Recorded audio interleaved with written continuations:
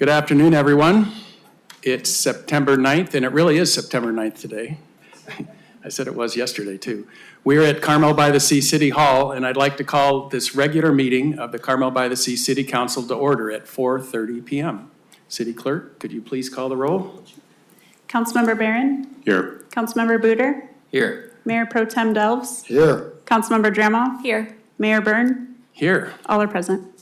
All right, would everyone rise for the Pledge of Allegiance? And Brandon, would you lead us, please? Everyone, please join me with your hand over your heart. I pledge allegiance to the flag of the United States of America and to the republic for which it stands, one nation, under God, indivisible, with liberty and justice for all. Thank you. All right, we're going to go into the extraordinary business section of our agenda tonight. And this is how we recognize and hear from some outstanding and important members of our community. A item today is the Carmel High School report out. The school year has started, but I guess things are still settling down on campus because they weren't prepared to do this yet. But they're very excited, and so are we, to have them out next week or next month when we have their new leader in place. So we're going to move right on to B, Childhood Cancer Awareness Month Proclamation. We're going to have this proclamation, and Catherine Bakili, did I pronounce your name right? You want to come up? She's from Jacob's Heart, and she's going to be receiving this proclamation, and Alissandra is going to read the proclamation and present it to her. Okay. This is a proclamation honoring Jacob's Heart Children's Cancer Support Services and declaring September 2025 as Childhood Cancer Awareness Month. Whereas the character of our community is revealed in how we treat our most vulnerable, and whereas each year 19.2 in every 100,000 children in our community will be diagnosed with cancer, and whereas cancer remains the leading cause of death by disease among children, more than asthma, diabetes, cystic fibrosis, congenital abnormalities, and AIDS combined, and whereas Jacob's Heart has been keeping medically fragile children and families housed, fed, and emotionally supported by steadfastly adhering to the following commitments. 1, parents of children with cancer and other serious illnesses will be relieved of financial fears and able to focus attention on their children. And 2, no child undergoing intensive treatment in our community will be homeless. And 3, families of seriously ill children will not experience food insecurity during and after the pandemic. And 4, no child seriously ill in our community will ever miss a medical appointment because of a lack of transportation. And whereas Jacob's Heart holds the memories and honors legacies of hundreds of children from our local community who have been lost to cancer, ensuring that their memories will never be forgotten. And whereas the oncology department at Lucille Packard Children's Hospital at Stanford has worked closely with Jacob's Heart for the past 25 years as a trusted community partner in providing family-centered care that addresses the emotional, practical, and financial struggles of families of children with cancer in the city of Carmel-by-the-Sea. And whereas it is important for all us Carmel-by-the-Sea residents to recognize the impact of pediatric cancer on families within our community and honor the children in our community whose lives have been cut short by cancer. Therefore, on behalf of Dale Byrne, Mayor of Carmel-by-the-Sea, we hereby declare September 2025 as Childhood Cancer Awareness Month in our city and honor Jacob's Heart Children's Cancer Support Services for their outstanding support of our community and their contributions to raising awareness of childhood cancer.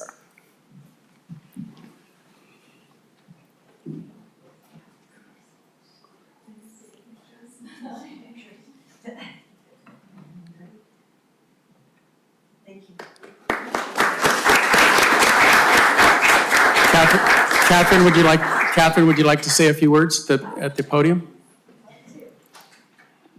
What an amazing cause. Thank you. I just want to say thank you to all of the council members in the city of Carmel for proclaiming September as Childhood Cancer Awareness Month. If you guys have not heard about Jacob's Heart, we serve Monterey County, Santa Cruz County, San Benito County, and Santa Clara County. And so we have almost 430 families within those 4 counties that are currently facing childhood cancer or are in remission or are bereaved. We help the families with emotional, practical, financial support from transportation, helping with food. We do grocery deliveries 2 times a week, to direct financial assistance as well as counseling. So you guys proclaiming September as Childhood Cancer Awareness Month not only helps all of our families, it also helps spread the word about the work that we do at Jacob's Heart even further, and especially here in Monterey County. That's where most of our families are. This is our largest county, and Salinas has 80% of our families in Monterey County. So it's super awesome that you guys would help proclaim September as Childhood Cancer Awareness Month, and we thank you from everyone at Jacob's Heart. Thank you.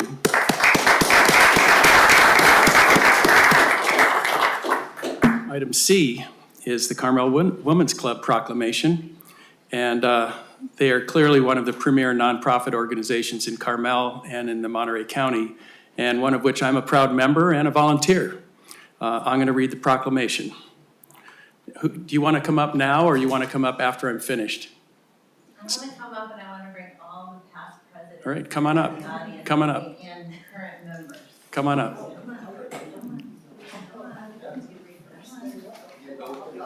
You're all going up there, because it's for all of us. Yeah. Thanks all of you for showing up today. Never been before.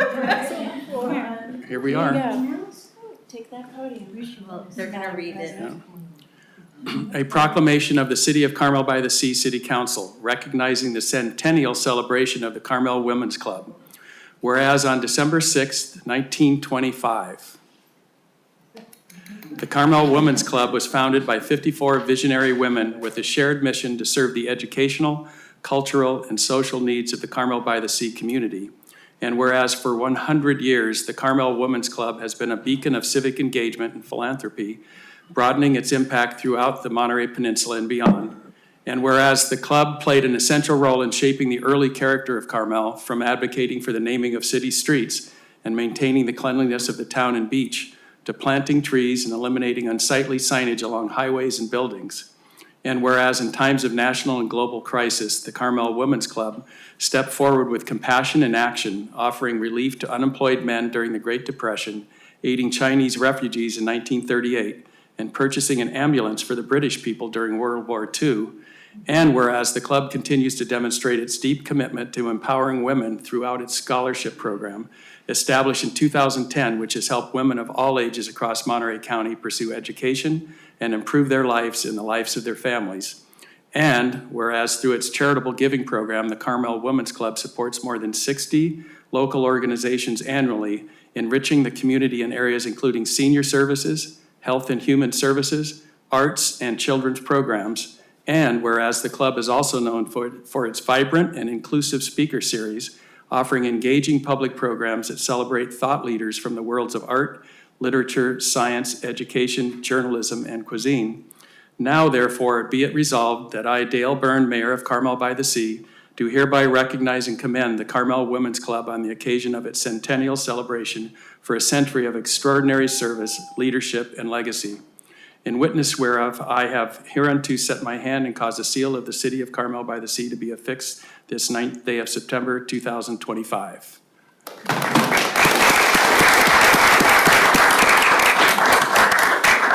All right, before I come down, everybody stay. I think, Tina, you wanted to say a few words as far as the volunteer spotlight and give us an announcement? Yes. I'm not going to repeat a lot of what Dale said about our club, but as you know, we started in 1925 and it was a small group. We weren't there then.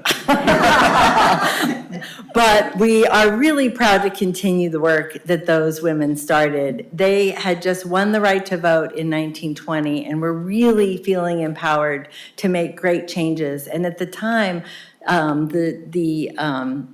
the number of people who lived in Carmel was very small, and by 1927, they had 100 members as part of their club. In 48, they raised the money, bought the land, built a building, and we're so proud of our building, and we're proud to be really good stewards of that building. You see a lot of our leadership up here today. Flo Schneider-Speck, Donna Jett, Georgianne Thurston, Heidi Mazingo. They've all been presidents in the past, and I am the current president. I'm a repeat offender. I was president once before in 2010, 2011. Yeah, and to 13. I didn't learn my lesson, so I'm doing it again. But our biggest achievements are how we interact with the community. During the pandemic, we did so many things to stay in touch with our members, to try to cheer up the community. I don't know if you came by the clubhouse when we would decorate the front hall and do fun activities that we could do virtually with our members. And today, we still continue to do that. And we've grown to 500 members in our membership. Just during the last, I'd say, 5 years, it's doubled in size. And we think that's because we do offer this community spirit and this opportunity to give back through philanthropy and just getting together and socializing over our fabulous programs and our yummy, yummy teas that we serve afterwards. It's open to the public. You're all invited. It's only $10 if you're a guest, or you can become a member like Dale. And we're having a fabulous party to celebrate 100 years on September the 20th. You're all invited. And if you reach out to me, I know somebody who's got extra tickets. So let me know. It's at noon on September 20th. It's a Saturday. It's at our clubhouse on 9th and San Carlos. Also, we're closing 9th Street, so it'll be outside on 9th Street as our 9th Avenue, as well as we're having a car show, Cars Across the Decades, in the Sunset Center parking lot. We've partnered with them. We love that we can make our clubhouse available to community activities and different events. And fun fact, during Clint Eastwood's time as mayor, our clubhouse was used for city council meetings because this room was too small because he was a movie star. So of course, everybody wanted to come to the city council meetings. So I thought that was an interesting fact that the city would rent our clubhouse for his meetings. But we really appreciate this recognition and really hope that you get to come and enjoy our party. Thank you. All right, thank you very much. Everybody stay. If we could, I would love it if all the council members could come down there, so 100 years from now, they'll have that picture with all of us. I want it memorialized.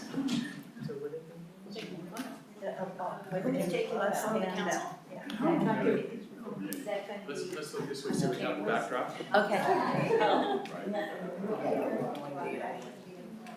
don't know what we're doing here.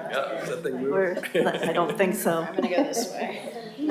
My other claim to fame is Donna Jett is my mom. Would you like to come through? I just have to have this up here. So. I don't know what we're doing here. Over here. Should I stand over? What? Okay, now I'm walking down. Okay, I don't wanna look. great. That's good. Okay, thank you. Thank you. Thank you. Oh, wow, nice. Thank you. See you Friday and Saturday. Okay.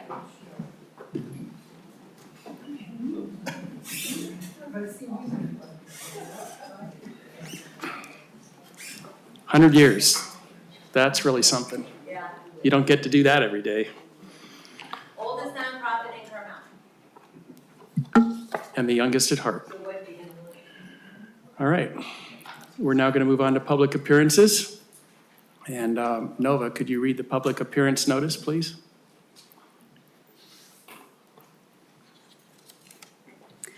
Members of the public are entitled to speak on matters of municipal concern not on the agenda during public appearances.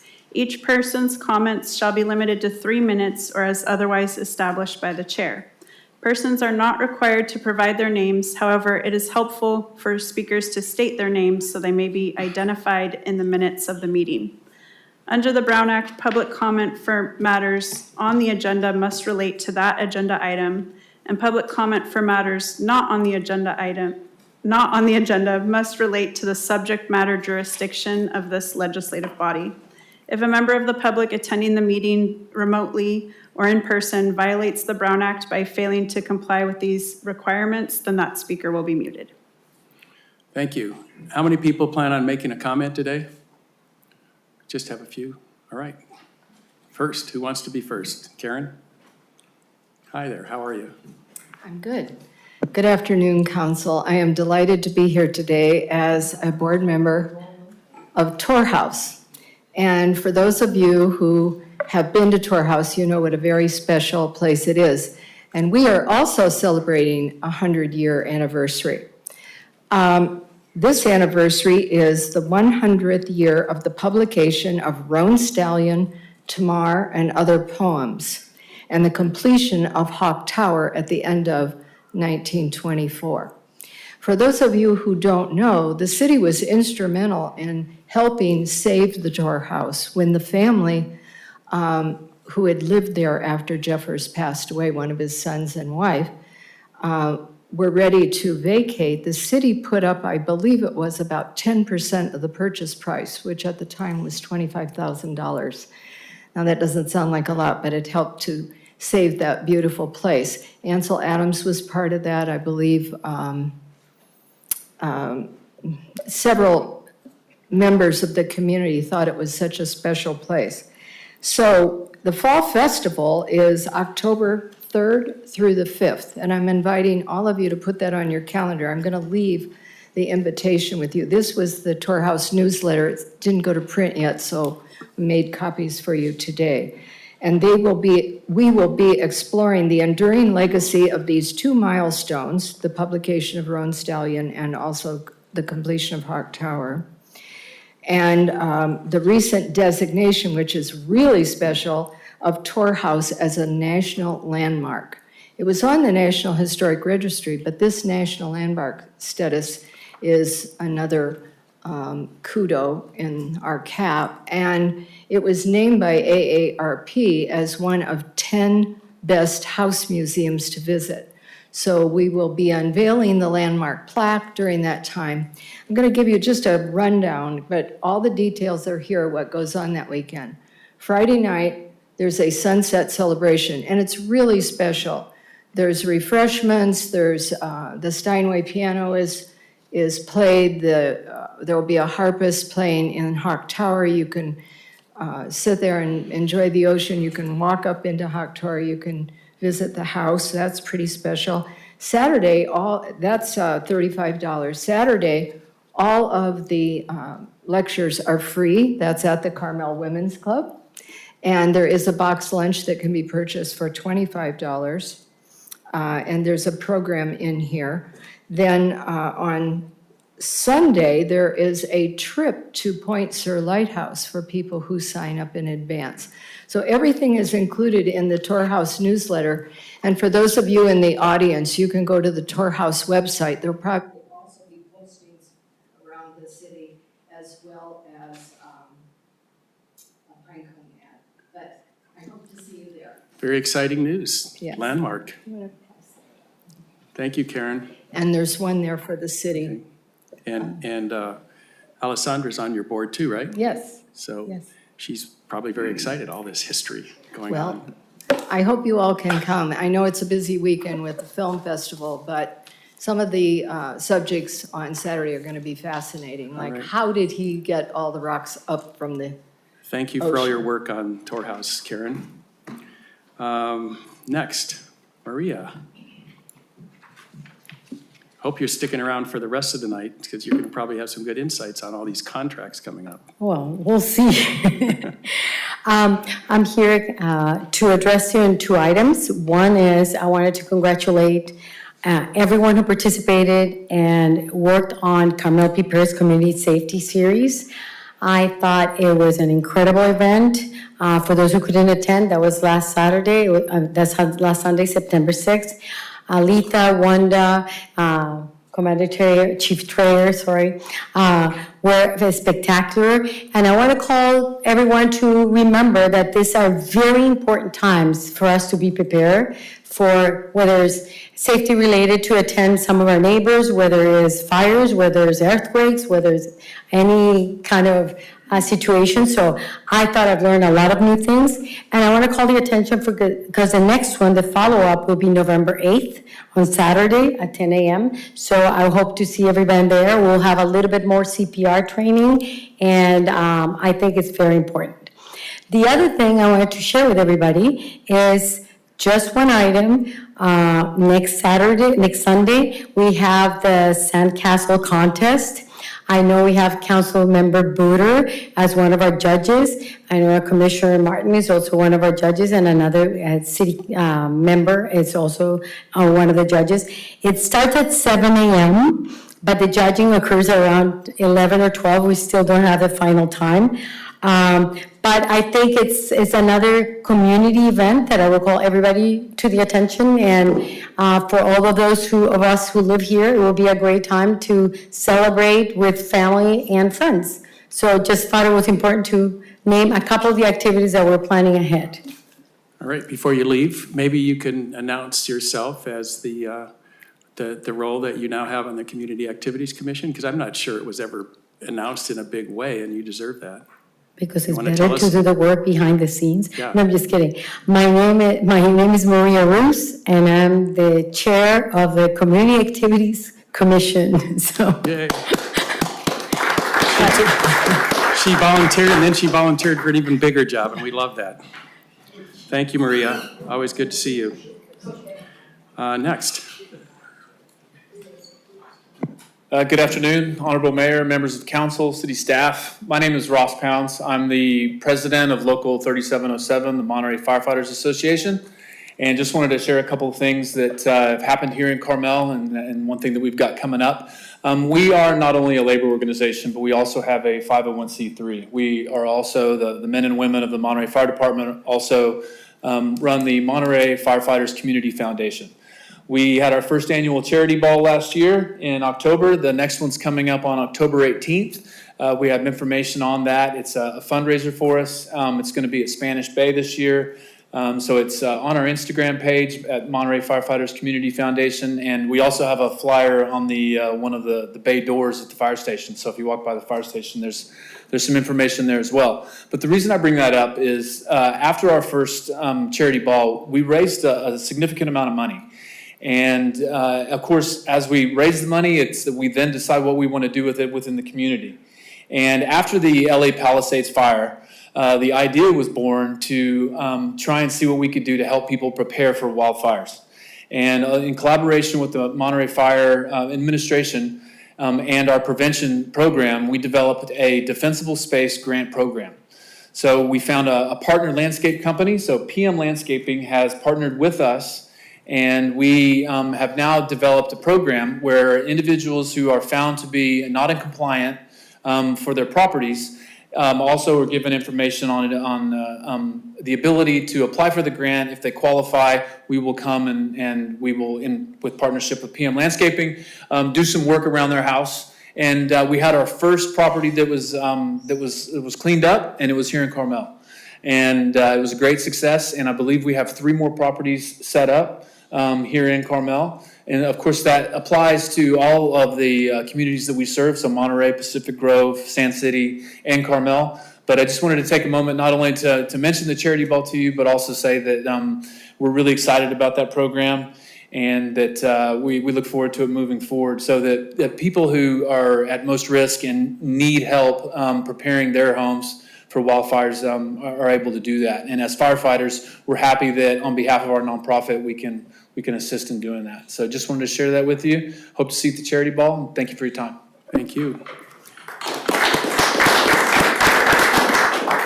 I'd like to thank Acting Chief Trayer for being instrumental in that first program. I know I saw the property before they got the grant, and it was a really good thing that they did. So anybody else? Nobody else in the house here? I don't have visibility. There's no hands raised. How many people are online? I don't see it right now on my screen. All right, that's great. All right, so I'm going to close public comment, and we're going to move to announcements. Acting City Administrator, Assistant City Administrator, what are you now? I'm just, Brandon is fine. You're Brandon. All right, Brandon, do you have anything for us tonight? Nothing for you today, Mayor. Maria stole my thunder on thanking all the CERT folks, so.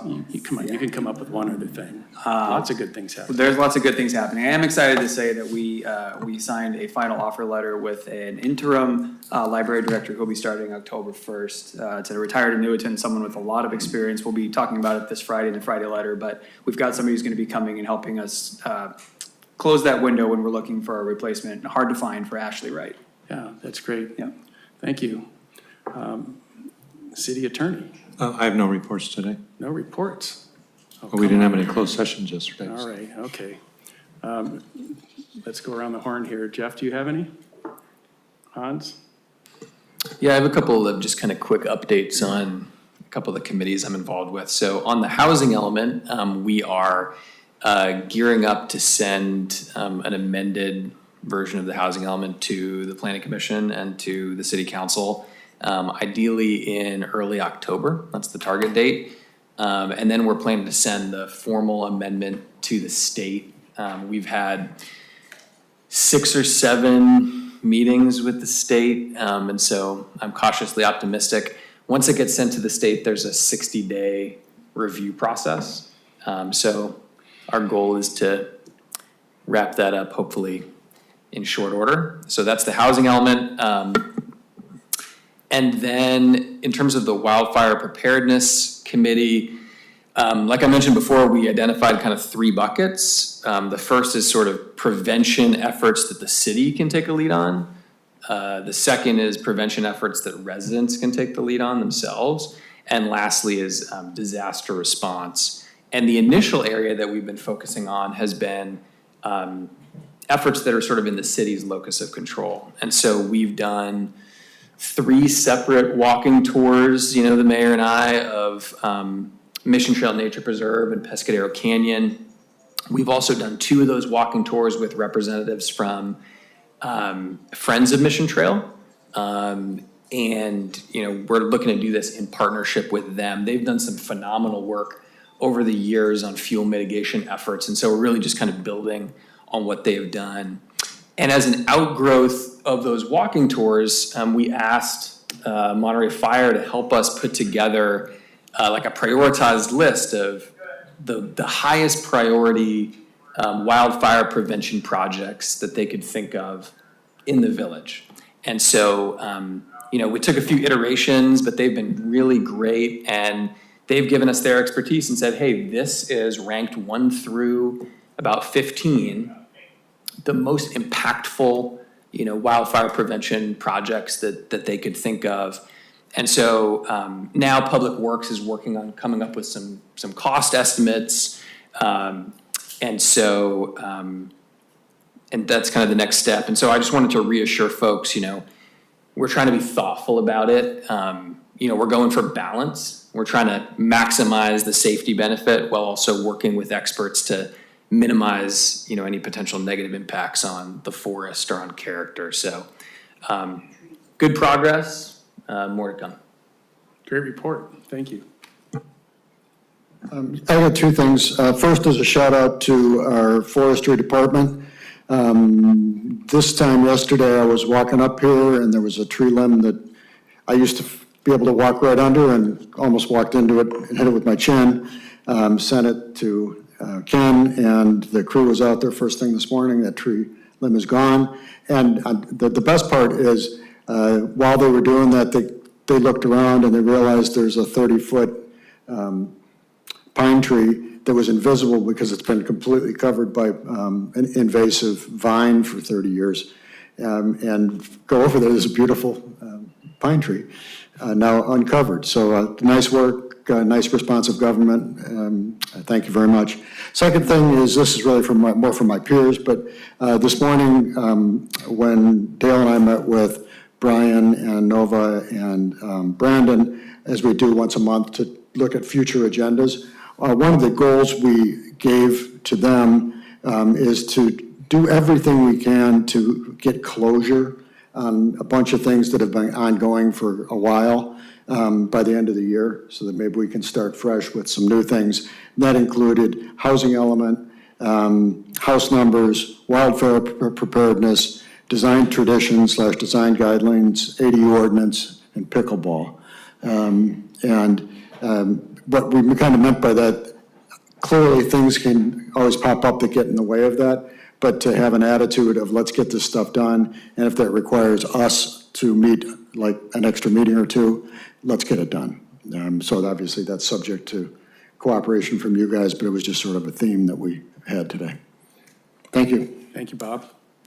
Alissandra? Thank you, Mayor. I have just two very brief items. I know it feels like it's been a while now, but I just wanted to thank everyone from the city for all the work they did during Car Week, police, public works, community activities. It was really quite an effort, so thank you all. And the city will have a after-action item on an upcoming agenda where the public can weigh in on their thoughts about Car Week. And then the second item, just tying in with what Brandon said, is just want to thank Ashley Wright for her many years of service to our community library and community activities director, and we certainly wish her the best at her new job.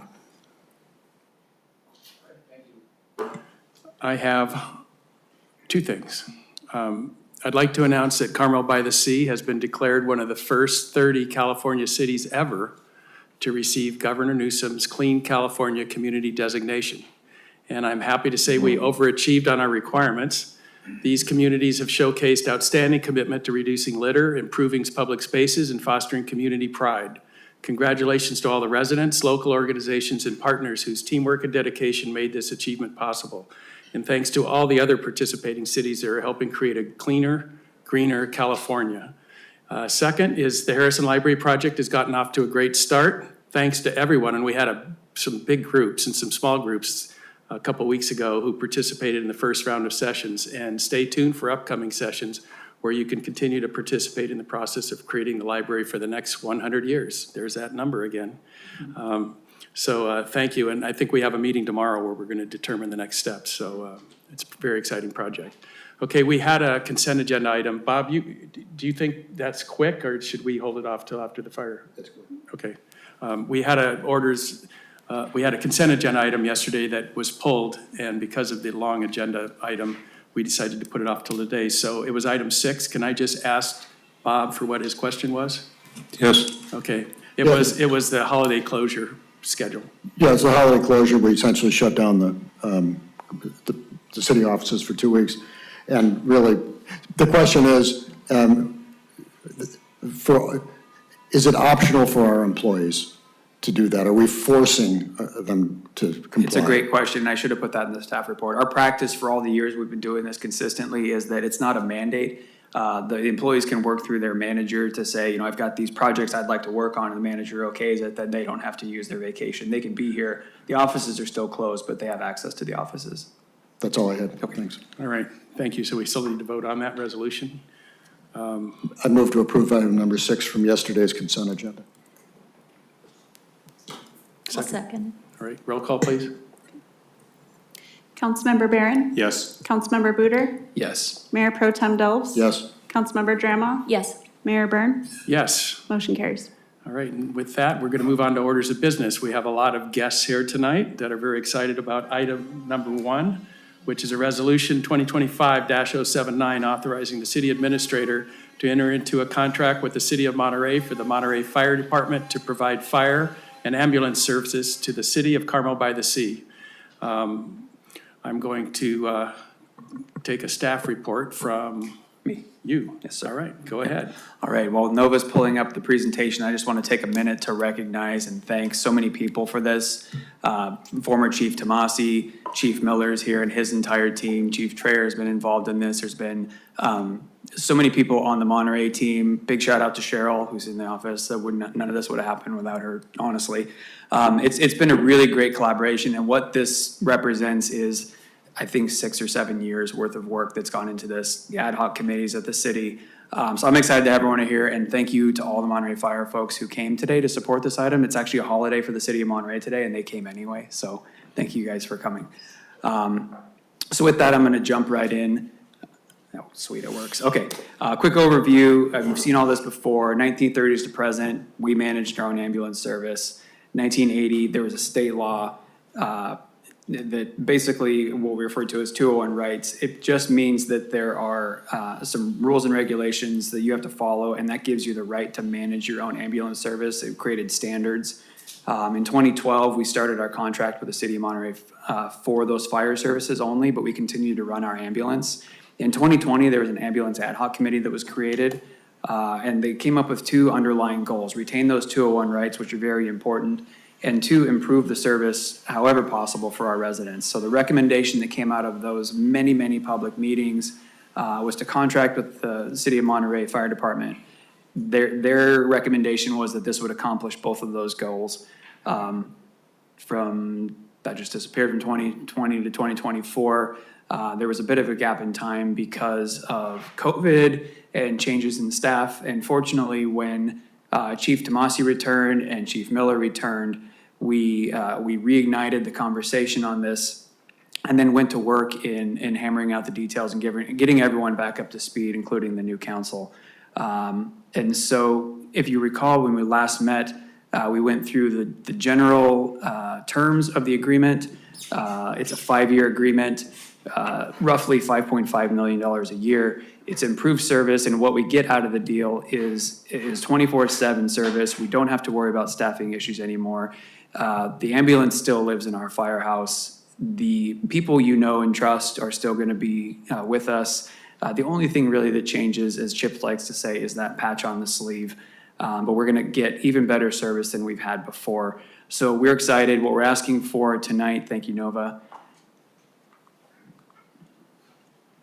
I can skip that because really we know that there were challenges in not having this contract in place. But this allows us to retain those 201 rights. It's an enhanced model. And the building is still going to be managed by the city of Carmel-by-the-Sea, which means we're retaining collected revenues from that. So with that, we were having a lot of fun tonight. So with that, you do have a contract in your packet tonight. That's the contract we'd like you to consider approving tonight, giving the city administrator the authority to execute that contract with the intention of having these services starting October 1st. So with that, I'm available for any questions. Obviously, Chief Miller is here. I can answer questions. He can answer questions. Thank you so much. Thank you. Jeff, do you want to start?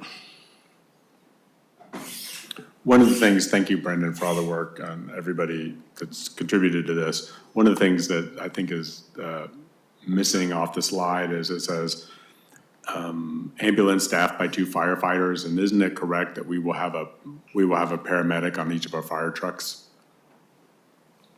I think that was a current challenge, I believe, and then that's correct afterwards. We'll have a paramedic on the fire truck.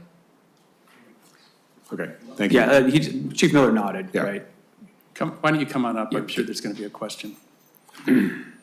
He's certainly in a better position to answer the technical questions. I'm a planner, not a Sure. firefighter, so. No, that's a real important piece of this contract, and I think that's one of the great benefits that Carmel-by-the-Sea receives, is not only is your ambulance can be staffed 24/7, 365, and it won't be shut down anymore. I think it's like 40% of the time due to staffing issues. But we're gonna take one of the paramedics, we have 2 paramedics on the ambulance right now, we're gonna take one of them and put them on the engine. So now the Carmel fire engine will be an advanced life support paramedic engine. So every time the ambulance is gone on a call or on a mutual aid call, that you'll still have paramedics in the city. Our goal is to start that we will start as we can staff it initially as we launch this thing. But coming into the contract, Carmel Fire Ambulance was down 2 paramedics. So we are in the process right now of hiring 5 brand new paramedics and building our cadre of paramedic firefighters. So we're pretty confident that by about November, December-ish, sometime when the academy gets through and those new firefighters go online, that we'll have that engine staffed 24/7, and that'll be the minimum staffing on that engine once we can fill our paramedic staffing levels. Thank you. You're welcome. Stay there. Yeah, don't Sure. go too far, Chief. We'll let you make a statement after we get I'm this here. approved, too. Hans, do you have any questions? I do. So my understanding from some of the previous meetings is about 2/3 of the calls that our ambulance responds to are for calls outside of Carmel-by-the-Sea. obviously, we're kind of running a business here. Yes. And so we're operating at a projected net loss of $1.4 million. So on the one hand, part of me wants to say, is there any way to reduce the frequency with which we have to respond outside of our city limits? But then on the other hand, we're already operating at this loss, and the only way to improve that is to either, we can talk about that in a second, get more money from the folks that we're serving or serve more people. So should it be a goal to reduce the percentage of the time that we're responding outside of Carmel-by-the-Sea? Or is that just? Well, I mean, I'll start, Chief, if that's okay. I mean, Sure. I think that, I learned a lot through this process just about how ambulances work. I mean, there's a collaboration among all the agencies and all the ambulances that are out there. So I don't know if, and the Chief can speak to this, I don't know if it's trying to respond less out, but doing better at recovering costs when we're not the ones responding. And the Chief has talked a lot about that. And so maybe you can speak a little bit to that. Sure. What you've done elsewhere and what you're gonna help us do to recover those costs a little bit better. Absolutely. So the reason that ambulance does go off so often is because years ago it was determined that they needed to start to build for the business model, right, collect more revenues, right? Because there wasn't enough revenues in the city of Carmel at the time when people were discussing, does it really justify having us or have our own ambulance? And like Brandon said, the ambulance is also a part of a system within the county where there's emergency medical response, Carmel Regional Fire Ambulance, and then there's also the Carmel Fire Ambulances, Monte County Regional Fire, and they all work together in a system. So when our ambulance is committed, we'll either get a Monterey Regional Fire Ambulance or AMR ambulance to come back us up. So we can't really pull out of the system. But I think the key point here, and this was one of the key issues to be discussed, was as of today, when that ambulance is gone, there's no advanced life support in the city of Carmel-by-the-Sea. But once we get that engine staffed at the paramedic level, every time the ambulance is gone, you have a paramedic, advanced life support trained 24/7, 365 in the city. Because what you want to do when you respond to an EMS call, a stroke, a heart attack, after about 5 minutes, that's when you really want to be able to intervene with the patient, and that's where lives are really being saved with paramedicine. You're going to have that now. So if it does take a little bit longer to get the next closest ambulance, well, at least we'll have our paramedics on the scene being able to stabilize the patient, because that's what paramedics do. They stabilize the patient at the scene. They don't just throw them in the ambulance and go. You'll see a paramedic and an ambulance sitting in a scene for 20 minutes sometimes if there's a CPR in progress or there's a stroke or whatever the case may be. The only time they'll load them and go is with trauma. So I think that's going to be the benefit that will help the residents and also help us continue with the revenue issues. The ambulance contract in the county is also coming up January 1st. The ambulance rates are going to go up, from what I'm hearing, about 40%. Now that's for the county establishes those rates. We always follow the county's rates. That should help us.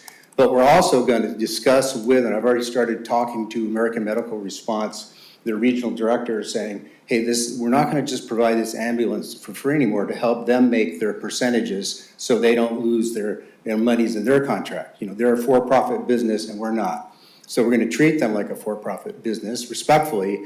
And I don't want to get into too many of the details, but I'm looking at the fact that we, as our ambulance goes out of the city, should be able to retrieve some revenue for that and still get the transport revenue that we get, or if we get canceled, then we'd still collect some revenue. But I can't really get into the details of that, so we're working on multiple fronts for A, ALS stays in the city 24/7, 365, and B, that we're looking at some revenue enhancements that I think will really help the city to recover costs. Thank you. I have no questions. I have no questions, but you promised you were going to do that, and you're doing it. We're doing it, we already Thank started. you. I love that. Great question, Hans. I'm good. Let's go out to the public.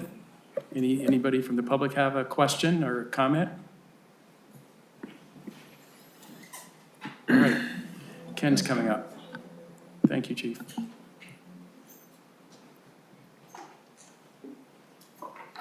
Good afternoon. Good afternoon, Ken White. A question. Do you get a monthly printout of the activities of the fire department or the ambulance, date by date? Yeah, I know there's a neighbor Community Services District, Pebble Beach, that's the most interesting reading in their packet, because it has the time to call, the date, time to calls comes in, when it arrives, what they found, what they did about it, and results. It's really interesting, because I hear people around town say, we got really fast ambulance service, maybe we do, but that document proves it. And you read that thing and say, boy, they're really on the ball. So it's a good publicity for the public, but you need to know yourself exactly what's going on. And it's right there in print. It's a really good report. Thanks. All right, thank you.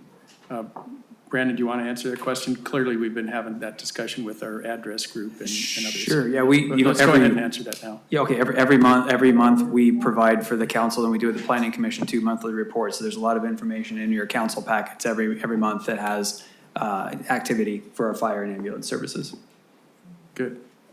Good evening, Nancy Toomey. I just want to offer my thanks and appreciation for the professionalism and the level of service that we receive from both our fire and ambulance services. It just can't go under acknowledged. So I appreciate it very, very much.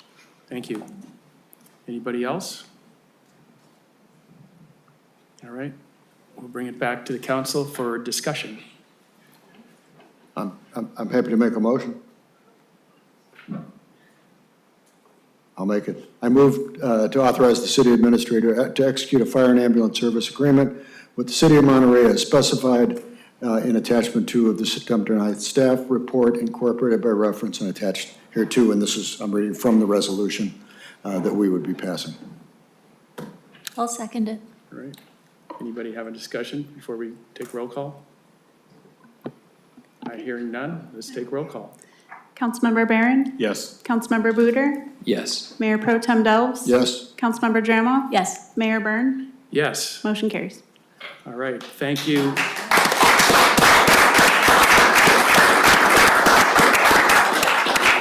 I'd like to reiterate that we couldn't be more excited about this relationship and the benefits it's going to bring to our communities. And I personally look forward to having this for the next 5 years, and I'm sure we're going to figure some things out along the way. And I'm sure there'll be some flexible things we have to do to round things out. But this is fantastic. I think it's actually been 12 years, I think you were saying. And I just want to really thank, there are a lot of people that came before us, council members, people in the fire department, who knows, Chief Tomasi, thank you so much for all the hard work you put into it. And let's get going. Do it. Yeah, by the end of December, we should be all rocking and rolling here with this new program, right? All right, thank you. All right, and thanks for coming here on your day off, supposedly. I'm not sure you guys get a day off, do you? All right. We'll give you credit for it anyway. Oh, that's really big. All right. They're proud of their status. All right, we're moving on to item 2. Resolution 2025-077, authorizing the city administrator to execute a construction contract with Coastal Paving and Excavating, Inc. for the base bid plus bid additives 1 and 2 and a 20% contingency in the total amount of $2,778,378 for the conglomerate paving project fiscal year 24 to 25. This is an exciting item for a lot of people in this town. We should probably give you a round of applause right now, but we're going to let you do your staff report first. Good afternoon, Council. I think they're out here. So, good afternoon, Mayor. As you mentioned, this item is adopting Resolution 2025-077, which is awarding a construction contract to Coastal Paving and Excavating for the conglomerate paving project, which is a project in the making for the last 3 or 4 years. The next slide here is kind of an illustration of what this project entails. It's really a citywide project. There's going to be multiple treatments, which I'll get to in the next slide, but we were able to incorporate a portion of the county property into this project, so it's even more dynamic than initially drawn out. That's the area there in green to the right. So this project was developed using consultant services for the engineering work, dating back a couple of years when Neil Engineers did an initial project which was about 60% constructed. We took a portion of that project, the area that wasn't built out, in addition with portion that a consultant out of the Bay Area, which is BKF, and then combine those, and then we had Wallace Group, which is out of San Luis Obispo, kind of bring all those together and formulate this conglomerate paving project. In addition to that, we approached the county for an agreement to incorporate the portion of Ocean Avenue from our city limits out to Highway 1. The treatment for this project includes two pavement treatments, and then there's some sidewalk improvements as well. So we are doing full reconstruction, which is grind and overlay of certain roads. We're doing the reconstruction of Ocean Avenue in San Antonio. So that intersection there is going to get fully reconstructed with ADA ramps and the entire works. The concrete will get ripped out and we'll put asphalt back. Staff already did the environmental notice of exemption. That's been filed and executed. This contract will be delivered through the Public Works Department, so there'll be oversight from our department. When we put this project out to bid, we did heavy advertisement. So I know that the staff report showed that we got two responsive bids, but it's actually 5. I tried to correct that error in the staff report. I think I was too late. Coastal Paving did submit the lowest competitive bid, which was $1,427,498. We incorporated 2 bid additives. Bid additive 1, which is kind of a safety cushion there in order to be able to award this contract. That was for $244,000, and the county portion, which came in at $243,700 and change. We are asking for a 20% contingency on this project, just in part due to the magnitude of the project, and secondly, in order to have some room there on the back end for potential added scope, since we have the need for additional streets to be done within the city. That'll allow us to do not only pavement work, but additional sidewalk work if needed. Again, the total for this contract would be the base bid plus bid additives 1 and 2, and the 20% contingency is 2.778. The work is anticipated to take about 4 months. I think the staff report called for 3 months, but adding those additives and the county is going to require an additional month of construction. This is the bid tabulation, and as you can see highlighted there in the second column is Coastal Paving. Their base bid came in extremely competitive. They like working in the area. They actually just completed a storm drain project, so they're really responsive. Bid additive 1 was competitive, and as you can see, bid additive 2 was a little on the higher end, and we'll get a little bit more into that. The grand total of these items is a 2.315315, which is the overall bid. And as I indicated, we incorporated a portion of the county road into this project, which is from our eastern city limits on Ocean Avenue to Highway 1. This includes funding. We came in June and requested the approval of an MOE, which is a reimbursement agreement with the county in the amount of $400,000. Well, as shown previously, the total amount for that portion it came in almost at $650,000. So we approached TAMSI and through their RSTP fund, which is a Regional Surface Transportation Program, they had some residual or interest reserves that they were able to allocate into our, and thank you, Mayor, for being there, present at their board meeting, but they did supplement the funding, so that portion of the project was able to get completely funded as well.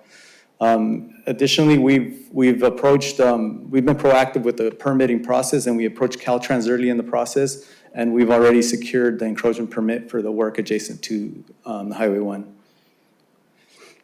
Here's the cost matrix, which you can see the fees associated with it and the credits or the reimbursements that we'll be receiving, which totals a sum of $2.1 million and change. Our current CIP is allocating $2.8 million, so we're well under the projected cost for this project.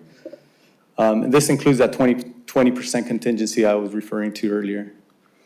And again, we're here to make the recommendation that council authorizes the city administrator to execute the construction contract with Coastal Paving with the added amount of 20% contingency for 2.778378. And I'll be glad to take any questions at this time. Great report. Thank you, Javier. Jeff, do you have any questions? Hans? I had a really minor question. I was looking at the scope, and one small thing that I noticed, when it talked about sidewalk improvements, it mentioned these sidewalk improvements include, and there's a whole list, installing redwood headers and new permeable pavers or asphalt sidewalk. Are we contemplating installing new asphalt sidewalk? No, we'll be installing new pervious pavers and all these improvements. This is kind of like a catch-all because we will be working in areas that could get a little complex. And so if the need arises that maybe we can't install pavers due to tree issues or ADA, then we might have to deviate from that. Okay. My question is sort of in the same vein, but it comes to sidewalks, and because I'm eager, I think we're all eager to get more sidewalks done. And I think while the streets are very important and in some regards urgent, I think the sidewalks are even more so. I'm not saying there's anything wrong. In fact, This is great. One sidewalk segment that has been pointed out to me by many people is on San Carlos between 8th and essentially 9th on the Sunset Center side. That is an asphalt sidewalk. It is bad. And that's kind of just one place where anybody that's going to the Sunset Center after dinner is going down that. It's black, it's already dark, it's not well lit. My thought would be that if you kind of maybe put that at the top of the list of if you have a little left, that's just me speaking. I'm not sure what these guys would think, but I'd love to get that done if there's room. Okay. I guess we are requesting that 20% contingency. So if we run a tight project, there should be plenty of funding there to do. I want you to spend the whole budget, so. We actually, in line with that, we just are concluding our sidewalk survey, which we'll get a presentation, staff is supposed to get a presentation here this week as well. Right, so that's my other question. Thanks. Thanks. I've got two questions. Could you explain, just so the public understands, the difference between the micro surfacing and the actual repaving work? So repaving is it's a structural repair of the asphalt. So if you have a lot of cracking, we call it alligator cracking, separation in the asphalt, where the road is too far gone, you actually have to strip that layer of road and repave it. So it's actually physically repaving 2 to 3 inches, in some cases 4 inches of asphalt. The microsurfacing is really a prolongment of the life of the road. So what you do in that case is you go and you do targeted approaches at certain areas within it, and you fix the sections in that, but for the most part, that road's in decent shape. So we want to prolong the life of that road without expending too much money. So microsurfacing is pennies to the dollar compared to full reconstruction of the road. Okay, thank you for that. And then my other question is, you mentioned there's a 4-month timeline, and I'm just wondering what sort of things will be done to minimize the disruptions, and will there be actual street closures, or what can the public expect? Yeah, as you can imagine, I guess one that comes to mind is specifically Ocean Avenue up towards Highway 1. So the onus is on the contractor to drive their contract, right? So we'll push them to our extent possible to try to minimize the schedule, but it needs to be feasible on their end as well. So I imagine on Highway 1, we might have to separate traffic movement, right? We'll probably allow traffic movement into Carmel and then have traffic movement out through a Rio Road and the truck route. So that scheduling is still to come. Okay, and just to follow up on that is if you can do everything possible to give everyone in the public advance notice, and we can do it through the Friday letter and other ways, just so people have a heads up that it's coming up once you know the dates. We will. As a staff, I think we're really proactive in that. And then we're lucky that the low bidder is the local contractor, so we're not going to have one of those big contractors that come in from the Bay Area that's just going to plow through everything. Okay, thank you. Related to that, Are you concerned about weather? Always. Because it's probably getting started a little later than we would have liked, but Right, but I mean, ideally, these projects get done fair weather, spring, summertime. In so Carmel. it doesn't have to be 4 months. It could slip Right, into waiting right. for the weather to So, improve. so a component of this, a big component is the microsurfacing. Plants usually shut down in the wintertime because it takes certain ambient temperature. And so they don't shut down completely, but they shut down services to certain regions. The Central Coast is one of them. So they target Southern California during the winter months. So we're scheduling that time frame. If we are able to get the microsurfacing in this year and they can target that initially, then it'll happen. If not, that portion of the work gets put on the back end and it's done in spring before the peak season. So we should probably be prepared for that to happen. Correct. Okay.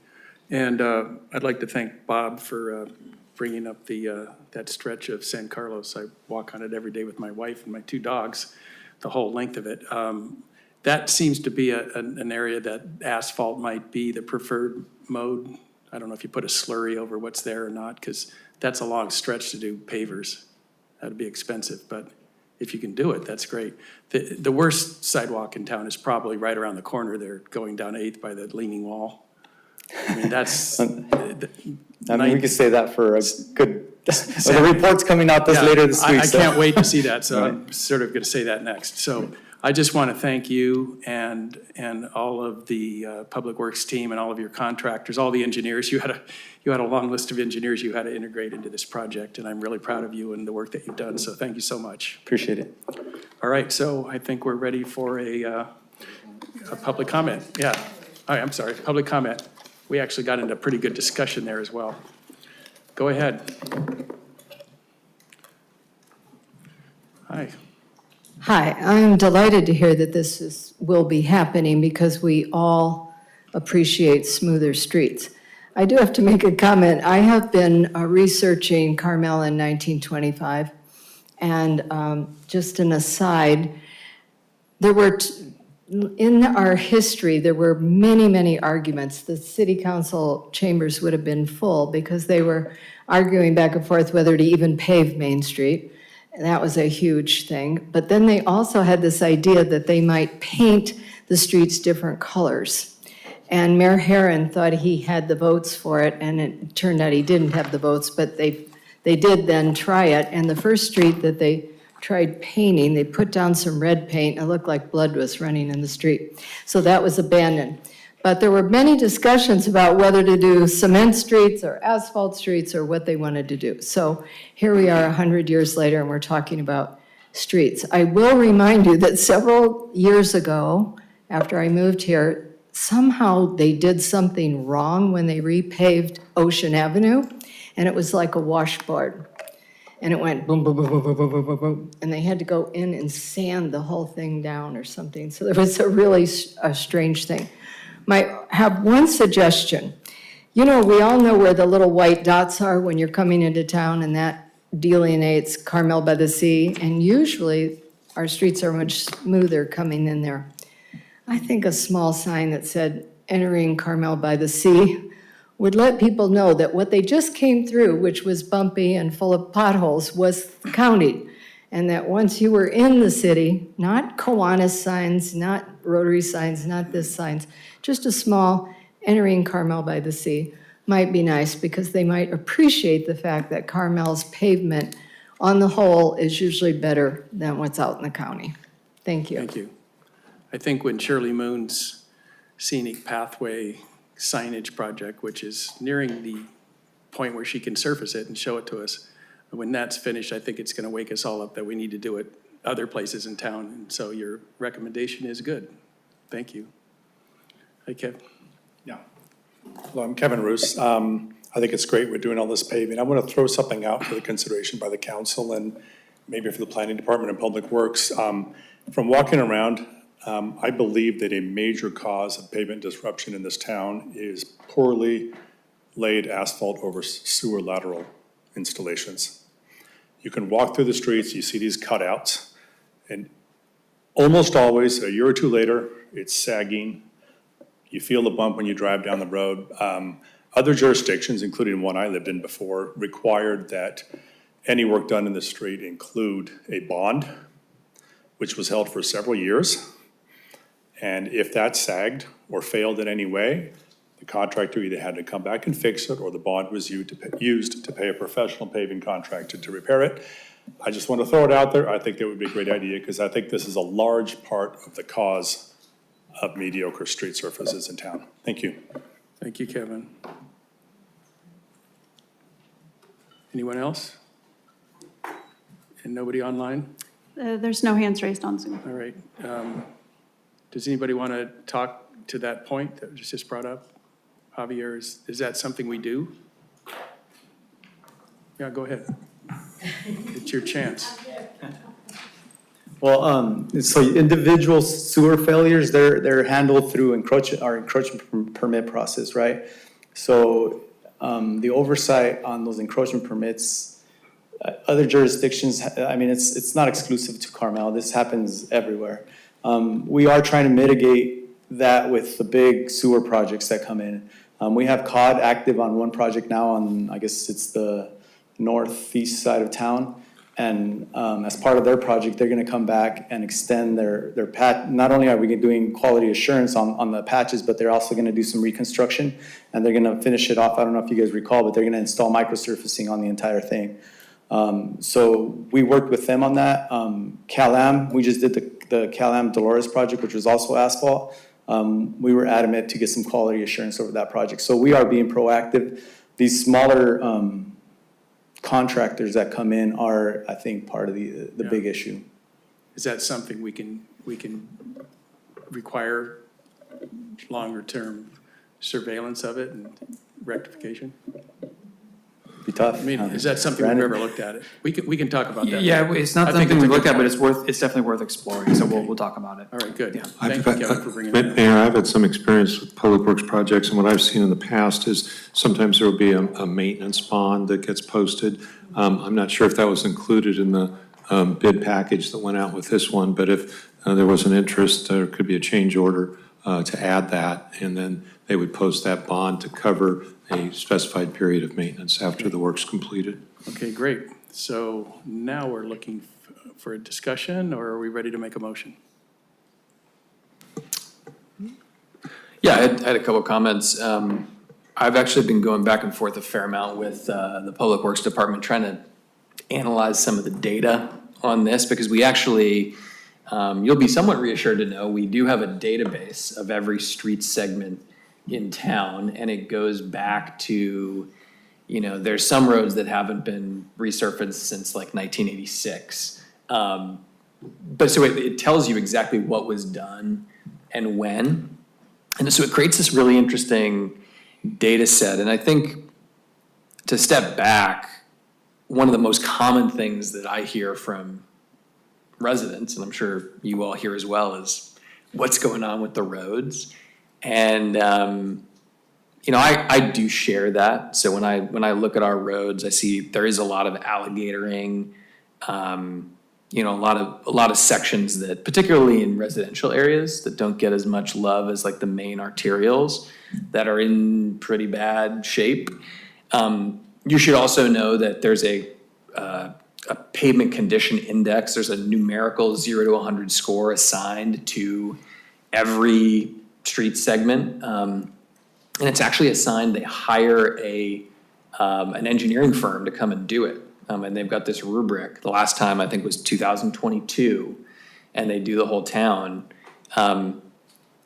So I think it's, my takeaway after looking at the data, and I'm not fully there yet, is I'm just sort of puzzled, because the scores seem pretty high, but it doesn't seem to map onto the reality that I see.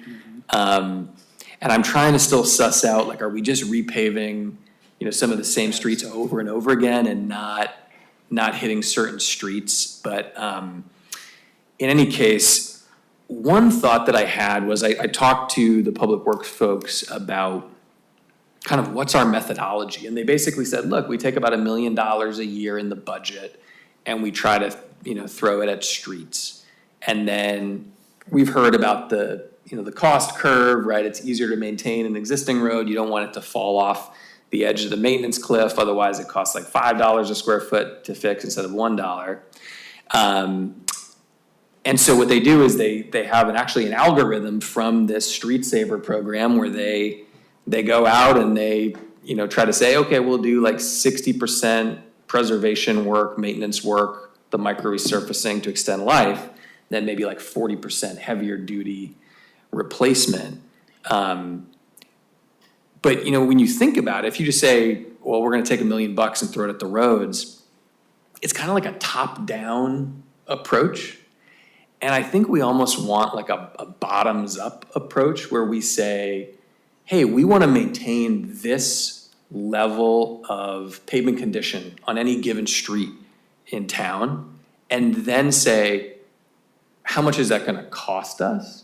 As opposed to sort of arbitrarily saying, $1 million. And my guess is that when we finish this analysis and you go back and look through, we're not getting to enough segments, enough linear feet of roadway every year in order to maintain the kind of roads that we want. So I totally appreciate this project. I think everyone's done a great job. I just think something I'm trying to dig into is how can we improve the process going forward to make sure that we have the kind of roads that everybody hopes for. Could I ask you a question? Seems like you've spent time with Ken and his team. How did they respond to that idea? Chip's pretty responsive to it. Ken could speak to it himself. You want to speak to it, Ken? No, I'm supportive of. Come on up. Okay. I mean, we could probably just leave it that you think that that's worth exploring, and we will. One of the things when I came in, since I've been here, 4 months now, one of the things I started coming in is looking at how we're doing things, how we're picking projects and project locations, streets, sidewalks, trees. The first thing that comes to my mind is, public safety, right? Public walking, trees falling, limbs, trying to focus the work, but really looking at the holistic approach. And I appreciate Councilmember Buder's looking at that same concept of look at some of these lower scored streets, and why aren't we putting those on some contracts? Maybe we have a blend and work on it. So I'm working with my team on that, and I appreciate all the questions you're asking, and we hope we give you all the answers that you need. But I'm looking at that, how we can improve that, and I totally 100% agree with that. Great. There's always better ways of doing things. Thank you. Good? You have a comment? No. Alissandra? Oh, just real quick, I certainly support this project, and as Hans said, just echoing, one of the top complaints you hear from residents consistently is the condition of our streets, and I certainly would support efforts to everything that we just discussed right now, because the more you wait, the more expensive it becomes to fix it, and then you can't quite catch up. So I think that's certainly worth looking into and finding better ways that we can address them before they get into the really bad shape. So I support that. I do have a comment. Go ahead. So I wasn't going to say anything, but just kind of building on what Hans was talking about. At the end of the day, it's a financial decision, and one of the things we've asked for is to really understand the total cost of the deferred maintenance in our town. And the streets are just part of that, the sidewalks are part of it, the trees are part of that, the buildings are part of that, and drainage, and it's a big number. And so it is, I think it's just an ongoing part of our budgeting process to make decisions and priorities. And the financial stewardship work group is picking up again, either tomorrow or next week, I forget, next Tuesday. And I think that's part of this. But having lived this before in another city with we had the same problem that was a difference, the city of cul-de-sacs. But, the last half mile of every street never got repaved just because their formula was heavily driven by use, by activity. And we just said, no, in any given year, as an example, 10% of the low-use streets have to get repaved so that we know all of them will get repaved over 10 years. And so that's just how you mess. It's a formula. You got to tweak the formula. Thanks.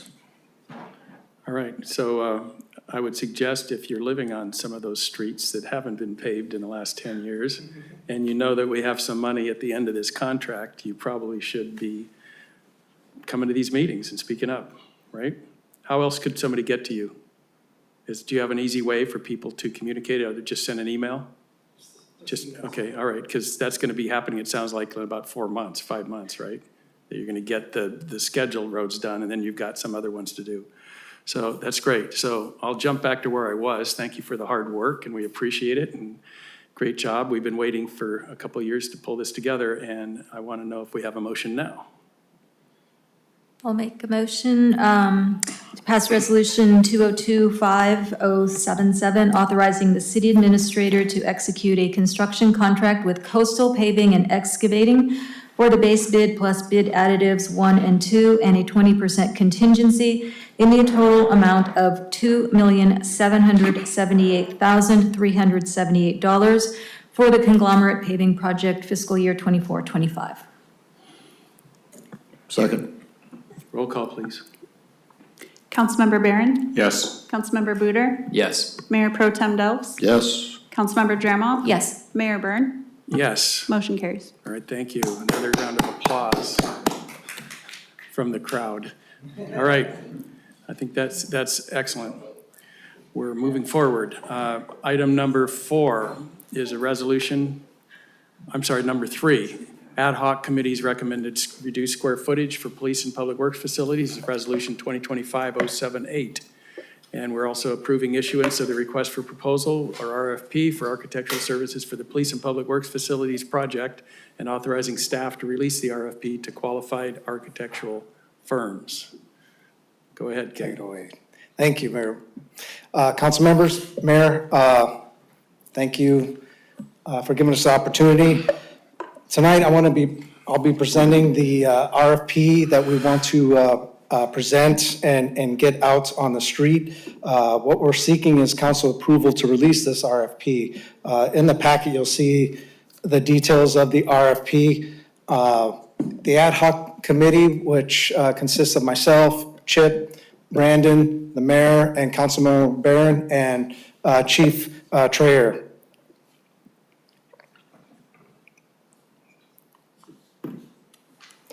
So the recommendation is to adopt a resolution approving the request for proposal for architectural services and authorize us to release this to qualified firms. So a little bit of background, I'm sure, we've been around this block before and you all know the history of that building, and I don't want to go into the more details of it, but it's past its useful life. And there was an assessment done, and you've all been briefed on that before in the past council meetings, but there's a lot of non-compliance issues. So on our last conversation, I think it was a month or two ago, council gave a direction on demolishing and rebuilding with reduced square footage that the Public Works and the Police Department provided.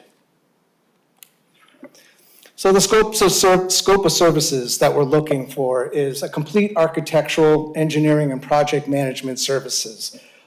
This also includes then doing analysis of the swing space. I think other past, we didn't have that into consideration. If we're going to construct and demolish, we're going to need to think about a swing space for the Public Works and the Police Department. But also what's really, really important, I think, in any successful public projects is having public engagement and a very robust engagement process with the public. And also, we want to get together, have the firm prepare bid-ready documents for ourselves. This also includes cost estimating and construction support afterwards. So what are the qualifications we're looking for in a firm? These are just a summary of the detailed information that's in your packet. Licensed architectural firm in California, demonstrating experience with municipal facility designs, but really we would like to have either the firm or their sub-firm contract experience with Public Works, police facilities. Of course, we want them to have the knowledge of ADA and seismic compliance and all the practices around that. And again, the ability to engage with the community is also a requirement of their qualifications. So we have an evaluation criteria, and in the packet, I think it's page 14, talks about the evaluation criteria that we would be using and a score around that. The responsiveness to the RFP, their understanding of Carmel design content, municipal experience, demonstrating their understanding of police and public works operations, or a plan to include a professional consultant as part of their team, the project understanding, familiarity with local government and project development procedures, problem solving, and approach to communicating with city and local presence. Also, additionally, we're looking for their personnel qualifications. So as they have their resume of information of their qualified folks that are going to be on their team. And also the quality of their swing space analysis. What are they thinking big? Are they thinking outside the box here? And then, of course, any other additional services and firms' flexibility. So this is just a tentative schedule. If this gets approved today, on page 16 of the RFP, has a tentative, if we got it approved today, I can get it out on the streets in October, and then mid-November, we would do, proposals would be due in late September, probably, December, end of December, early January, we would have a selection, and then either January or February, council will have award a contract. So my recommendation is that we adopt a resolution approving this RFP for architectural services and authorize us to release the RFP. And I welcome any questions. All right, thank you. I also want to state, for the past few meetings that I had here, we listened closely to the council. A lot of input was provided over the months, and even I went back and looked at old film of past council meetings. So what I put together in here, and with the help of the ad hoc committee, encapsulates everything that we were looking for. So if there's something, I always welcome recommendations. All right, thank you. Thank you. Ken. Jeff, you want to start? I don't obviously have any comments since I'm ad hoc. one of the sort of authors, but I would like to thank the mayor and staff for all the work. It's been a lot of Monday afternoons. Yes. Putting this together, and I'm very appreciative of all the effort. I appreciate it. Thank you. Thanks for your patience too during this. I have two questions. Yes, sir. The first is, one of the evaluation criteria is project understanding. It says project understanding of the project requirements, familiarity with available construction methods, recognition of potential project challenges, limitations, and benefits.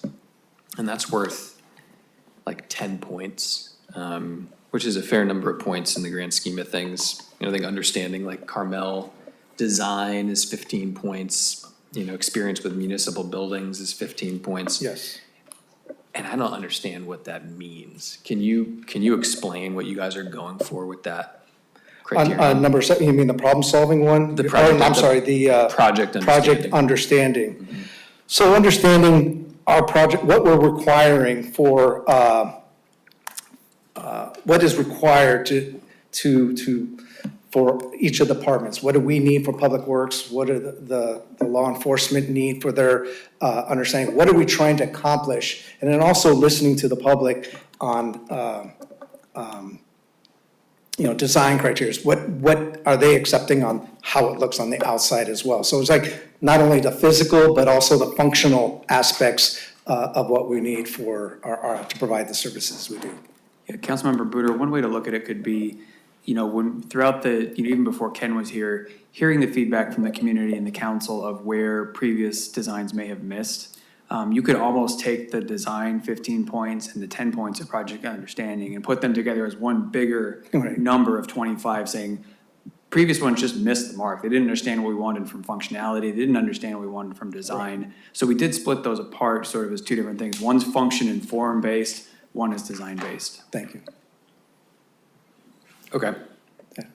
Yeah, I still think it's a little confusing, but, Do you have any, I hate to interrupt, but do you have any suggestions? Because it's clearly at a point where we could do some minor wordsmithing on it, or even major. yeah, honestly, I didn't really know where to begin because I didn't know what it meant. So I didn't really have a chance to wordsmith it. And I'm not gonna hold it up.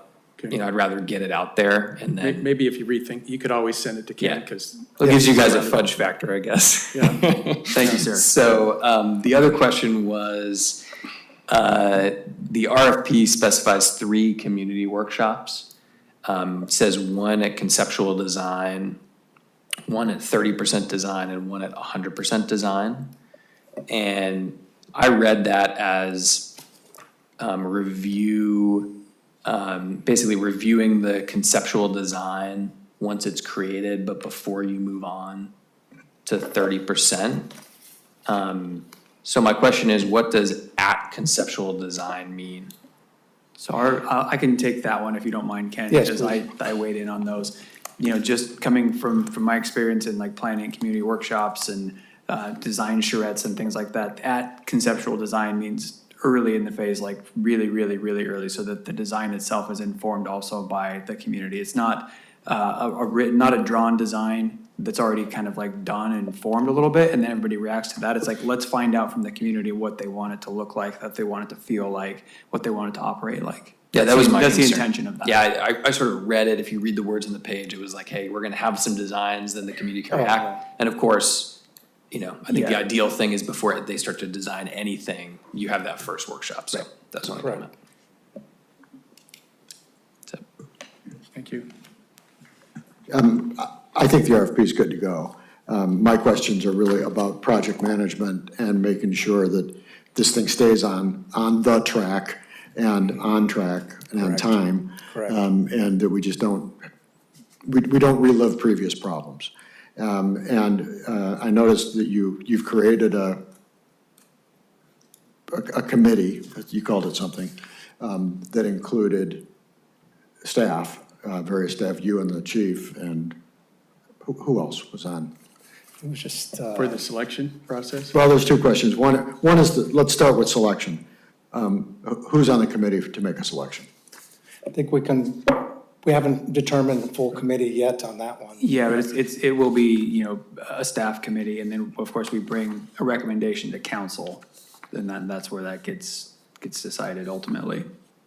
So will the ad hoc cease to exist? That's not really up to us. That's up to the council. That's, What, if you want to keep what that. I heard, and Jeff, you can counter me if you want, but what I heard is we were gonna keep the committee together and to make the selection, rather than make a larger group. Like the Harrison Library had 19 people on the architect selection. It was in a 6-month process. Yeah, the idea was to keep the committee together and augment Dale and I with staff. Good. The only possible alteration that we had talked about was adding an architect to the committee to evaluate sort of the architectural phases, the architectural aspects of the proposal, if what should I say, if we think that that's necessary. As So opposed to- augment our expertise with expertise that we do not have. I was looking for the answer that the ad hoc committee will remain. Okay. I think you guys are doing a great job. I have confidence that you'll figure out how to do it. If you want to add the architect or not, I leave it to you. Yes, sir. I'm not trying to get in the way. And then the second pass, I'm finding it now. The firm shall be responsible for working with members of city leadership staff, police, public works department, parentheses, core team, to facilitate, et cetera. Is that the project management group for this? And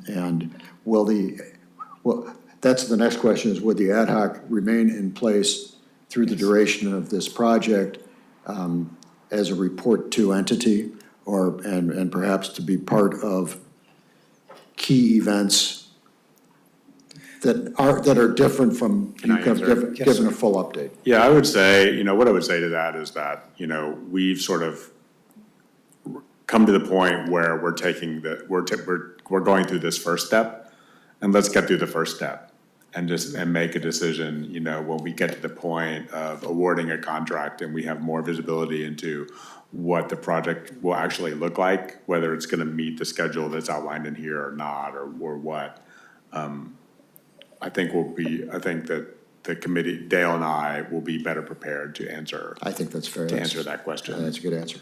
And we're also gaining experience working on the Harrison Library project. Yeah. We're gonna be down a little bit further down the road on that, and I think we'll be able to Yeah, see and some we'll best learn. practices. Yes, No, I think that's a great answer, so I'm happy. Thanks. outstanding. Thank you, Ken, for your presentation. I think Bob pretty much covered my question, but it was definitely about the selection and the process and letting the public understand who is taking part in that and how it's going to be done. So it sounds like staff plus ad hoc committee, Yes. and then it goes to council to make the decision. Yes. Okay, Yes. thanks. Thank you. All right, I don't have any questions. Let's go public comment. Maria, you have something? I'm hoping. Thank you.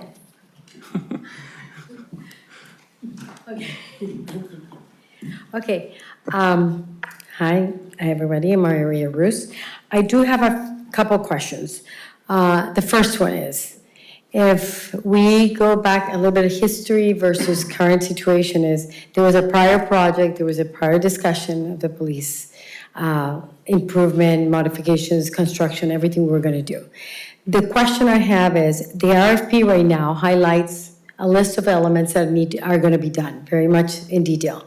How does those compare? How are we educating the public? How does those compare to what was before on the table?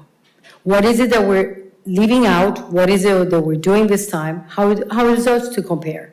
That'll be my first question. Is there a way that a person in the public can go and say, oh, this is the new revised version of the modification, what we're doing to the police station?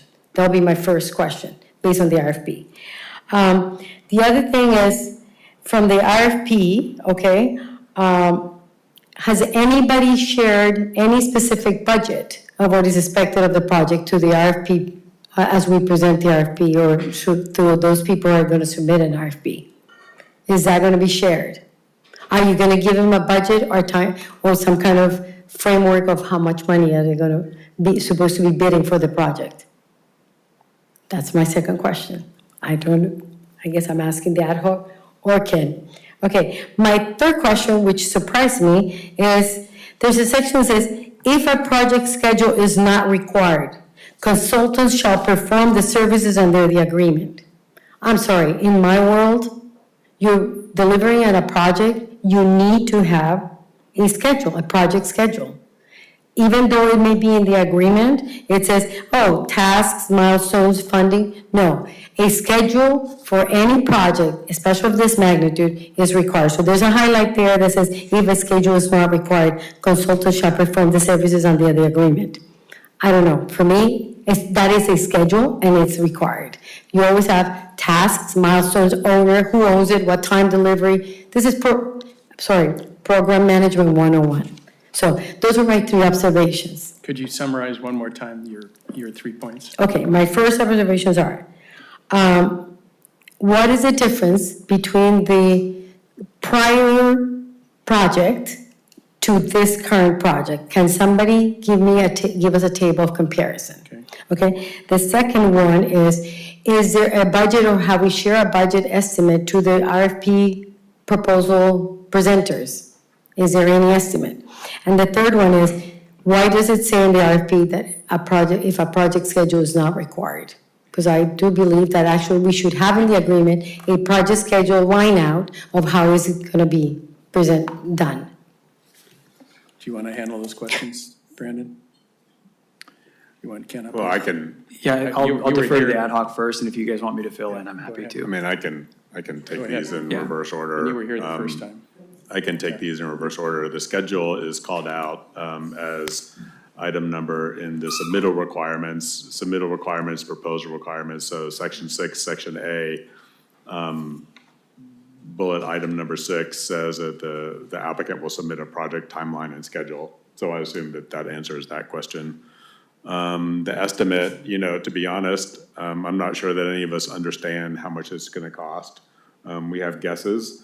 And I think that, you know, speaking only for myself, you know, we're gonna ask them to do a job and we'd like them to tell us how much it's gonna cost. Like, I don't, you know, we can put a budget on it. You know, there are two ways we can do this. We can put a budget on it and say, you have to do this with $10 million or whatever. And the problem with that, as I see it, is what happens if we don't get anybody that thinks they're gonna do it with $10 million. So I think at some point, we have to let the ocean wash over us and see what happens and go from there. And if it's not, you know, if we get answers that are not good, then we'll come back to the council with answers that are not good. And we'll decide, you know, the five of us will decide what to do at that point. If it's too expensive or we don't think we can afford it or whatever. You know, we've had discussions in the past about financing, and I'm assuming that, you know, when we get to the point of awarding a contract, you know, back, you know, in January, that we would understand how we're gonna pay for it. You know, presumably how a bond issuance of some sort would go, or if there's some other mechanism. So I'm assuming that that'll just happen in the background. And then what are the differences between the old RFP and the new RFP? You know, I would say, you know, from my perspective, I think there are a lot of differences, but I would say first, we have a much better understanding now, thanks to the first process, and then a lot of revisions as to what is required in a new police station. And we finally have come to the realization that the police station and the public works are really one project. And you'll notice that this is called Police and Public Works Facilities Project, you know, something that I think has been something that we should have done a long time ago to sort of emphasize what the sort of scope of the project was. So I think that the fact that Public Works is up there with the police station, and the fact that we have a better idea of what the actual scope is, having been through the first process, you know, we could not, you know, obviously we are further along because we learned things through the first process. So, you know, it's not really fair to say the first project was a complete failure, because we have in fact learned stuff through the first process. And the second thing that I would say is that this project, you know, one of the sort of roadblocks we went into, and, you know, that we sort of did to ourselves, was producing those block diagrams really early, you know, the sort of blank block diagrams sort of early in the process. And as much as we tried to say, you know, that, you know, pretend that these have facades on them, and as much as we tried to say, this is a consequence of the earlier council's decision to not raise the old buildings and to sort of work with what was there. We were never able to really, I don't think the old project was ever able to really get past the aesthetic consequences of those decisions that we have made. And so with this, the aesthetic consequences of the non-aesthetic decisions that we have made, the sort of constraints, as I would like to call them, that we put on the project. And I think that this, you know, when we worked on this project, you know, you'll see, you know, if you go through these requirements, you know, if you go through, like Hans was talking about a few minutes ago, if you go through the sort of scoring mechanism, you'll see that we have brought to the forefront sort of a better understanding of what Carmel is, what Carmel means, you know, what sorts of things we want to see, and we've made a firm's ability to sort of deliver on those things a much bigger part of the selection process than we have in the past. So we've been very careful to not omit the police station experience, which I personally think is a very important part of this project, but we have been very careful to advance or to elevate the other aspects of the project that I think, you know, perhaps got lost in the first go round. So that would be my perspective on those questions. I think our approach to the budget is that we think we've skinnied this project down to the bare minimum, what we think we can do and successfully have a place for everybody to work safely and efficiently, have a place for the cars to park and so on. The parking is still a little bit of a question mark because how many spaces do we want for our city workers? That's sort of variable, but I think we basically had said, this is the minimum we can do some value engineering and come in here and tell us how much it's gonna cost. And I agree with Jeff, at some point, there might be some back and forth with that. Hans is gonna help us figure out how to finance it perhaps, but I think that's the way we can do it, because I don't think we should just go in here and say we have $20 million to spend and then see what they can do. So we're sort of bottom-up approach at this point, I think, wouldn't you say? I mean, that's just where we're at. Your questions are good, though. I mean, we could sit around and talk about this for the next 60 days probably and come up with a better RFP, but this is I think this will get us the right architect for the project, and then we can go from there. I think that's where we're at. So, but great question and great response, Jeff. Thank you. Are you good now, Maria? Yeah, Okay. I would love to have a schedule on it. It just seems more appropriate to put that in the narrative. All right. Do you hear what she's saying? I mean, if there's something you can do to enhance this a little bit before it goes out, that would be good. Well, I think that, we've asked, my response to that again would be that we've asked the people that are bidding on the project to submit a schedule. And that's one of the things I think that we will look at, when we get back. I mean, I don't, just like the money, I don't want to tell people, I don't want to tell a firm that you have to be done in 24 months. When it's a 36-month project. I don't want to, when it turns out to be a 36-month project. I mean, I don't want to be in the position of condensing the project so much that, the setup of the swings, so for example, just to pull one item that we've been talking about, the setup of the swing space is compromised. Yeah. So I do think it's important to get I do think it's important to, like the money, I mean, I think it's important to get the Sort of the schedule same, of the it's the project same from the idea, person that's bottom-up gonna be approach. doing the project. Nancy, do you have any questions? Donna? It's easy to ask at this point. There's only 4 people here. I couldn't. Thank you, I'm Donna Jack. Square footage, how much has it been reduced? I didn't read the information or what you have, but we had a square footage. So agree with Jeff. You started out trying to do a wonderful project, and you found that it wasn't doable with us at this time. So now you're coming up with another doable. So how much is it reduced? And I'm not against the reduction, because and I like the idea of throwing it out and let them, you can tell your architect, I want to build a house, 3 bedrooms, 2 baths, this much square feet, what will it cost? And he can give you the basics. He doesn't have to care about the color of the paint. So I think you're starting at a great place. Yeah, that was a prior council meeting. We went through this in great detail and the council approved it, but Brandon's going through The square footage over what it was. I don't know if Ken has the number right off the top of his head. Okay, I was just curious. I'm just looking at the if report. it's half It was as big, significantly is it reduced. half as big or a third as big or So two-thirds? I'm just looking down in the spreadsheet, one of the attachments, so the Public Works building space went from 6,000 proposed to 3,650. That's one component of the project. The Public Works building yard space went from 26,000 to 22,000. Those are the 2 major ones. So as the mayor said, it's significantly reduced. And you have to provide parking for employees?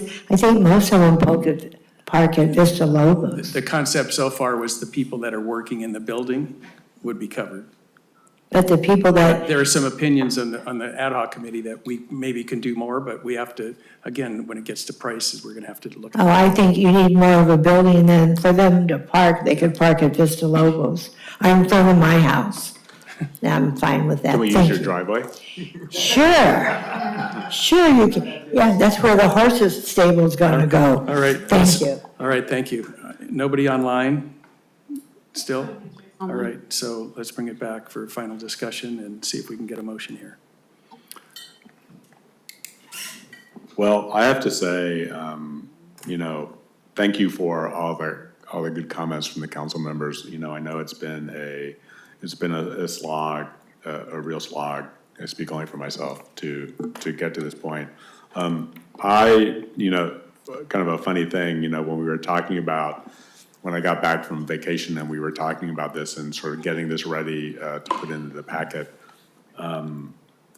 I think what may turn out to be a completely erroneous assumption that there was no way we would get this through the council tonight.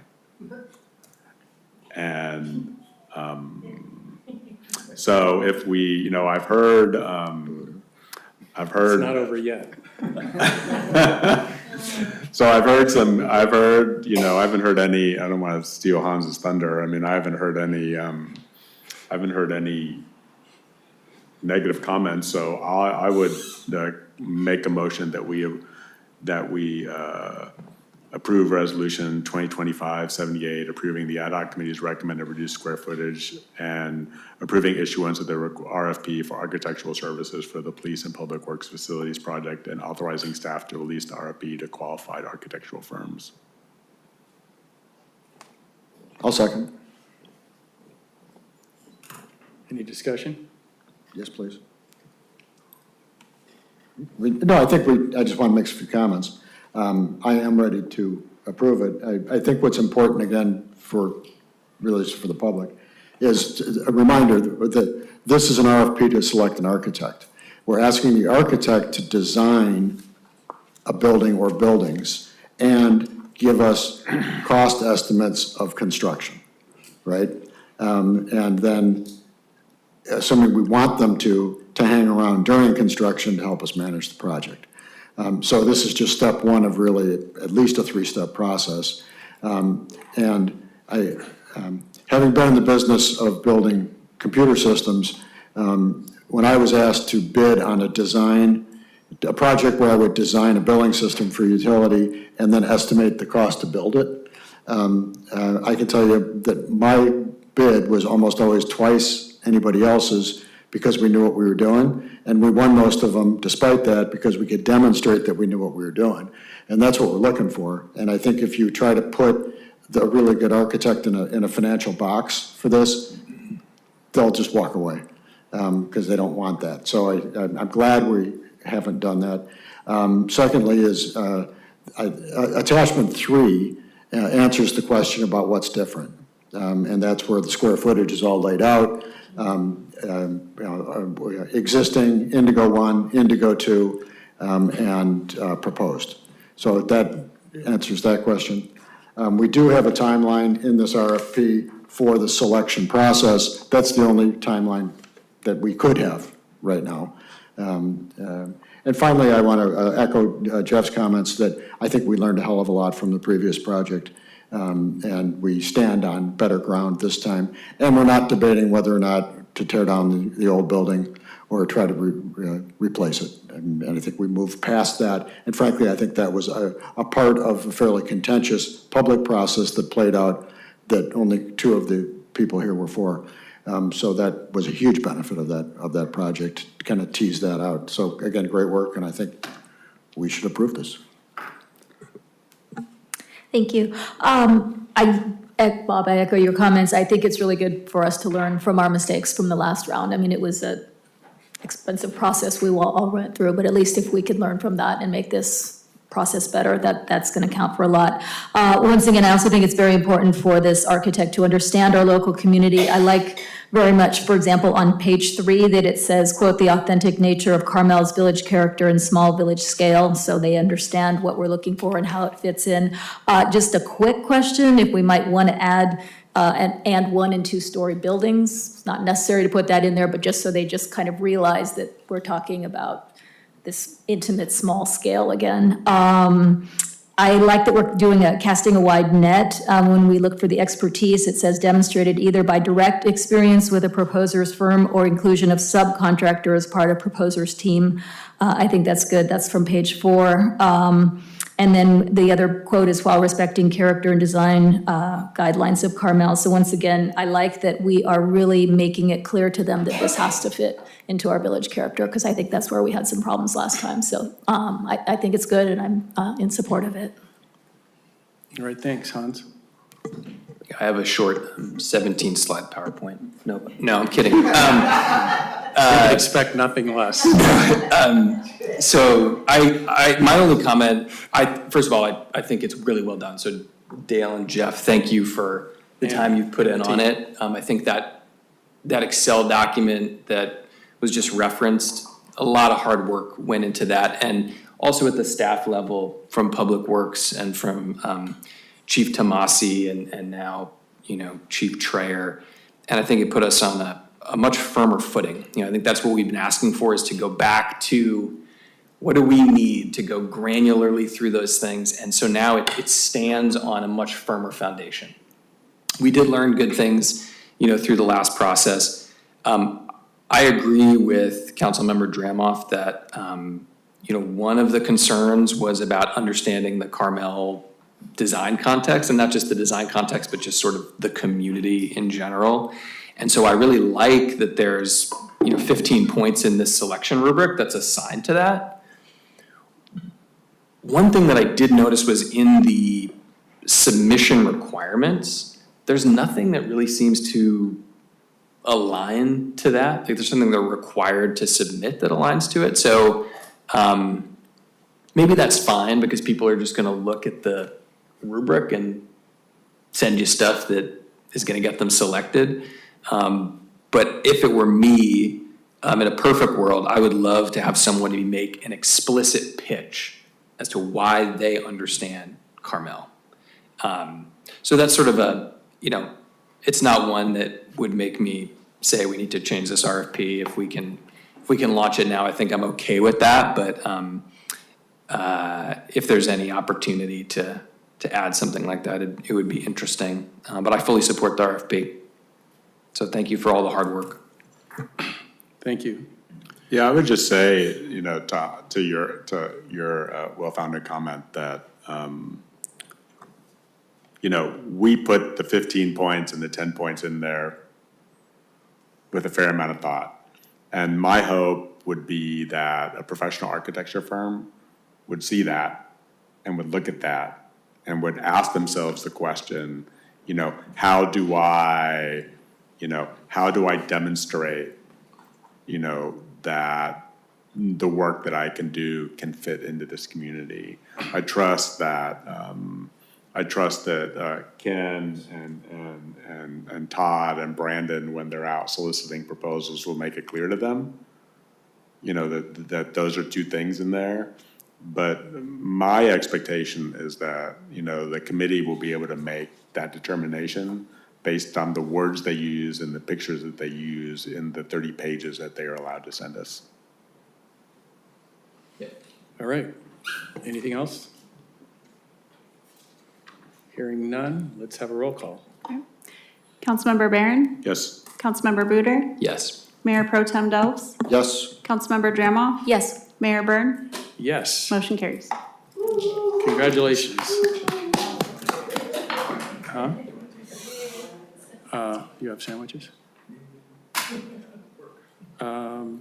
Sure. We've got 30 minutes down for item 4 and 20 minutes, so that's about an hour. So if we're gonna take a break, do you guys want to take a break? All right, we're taking a break, no doubt about it. All right, we're gonna be back.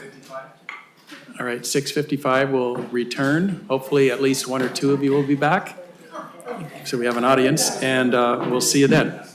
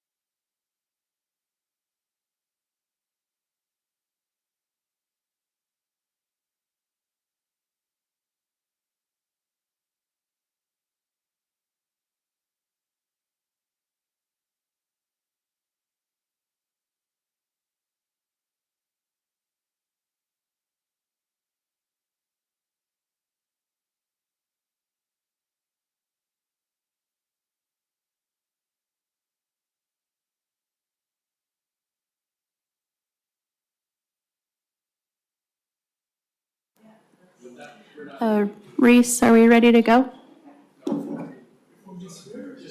Thanks.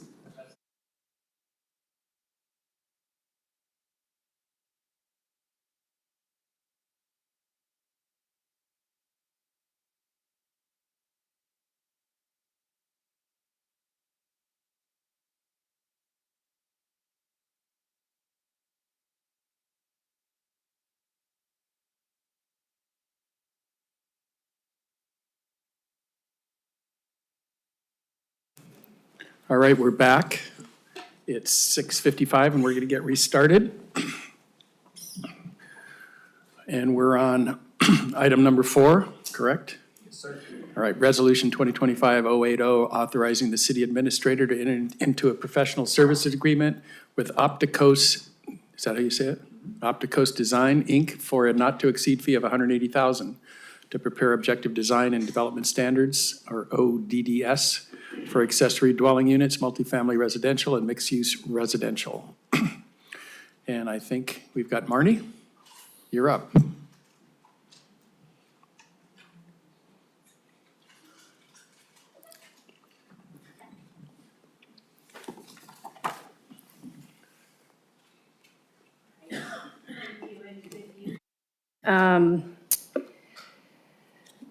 So this afternoon or this evening, we are looking at a contract for professional services with Opticos.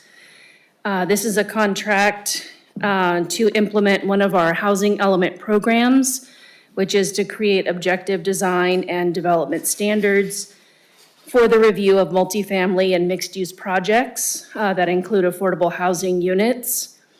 It's also an opportunity to include objective design standards for accessory dwelling units. So objective design standards are clear, measurable rules that do not involve personal opinions or subjective judgments. So here's just a couple examples of what is subjective versus objective. So what we're trying to achieve with this project, something that is subjective would be describing a building that's compatible with the neighborhood, whereas a more objective standard would be describing a building's roof that is sloped between 30 and 45 degrees. So what we're trying to do is create more objective standards that are very clear and measurable. So again, objective standards, these provide predictability. Developers know exactly what they need to do to get their project approved. It helps with the speed in reviewing and approving projects. If a project checks all the boxes, it can move forward without long discussions at public hearings. It also provides an element of fairness. Everyone follows the same set of rules, which makes the process more equitable. And it also helps ensure that new developments meets the city's goals, as well as facilitating more housing and ensuring buildings meet certain standards that are important to the city. And so all of these objectives, implement the goals and policies that are in our adopted housing element. And the contract before you this evening is with a consultant that's going to help us design these standards that fit our community's goals for new housing. So the city released a request for proposals in December of 2024. And after 2 deadline extensions, we received 3 proposals. 2 were responsive to the RFP, and those were M Group and Opticos.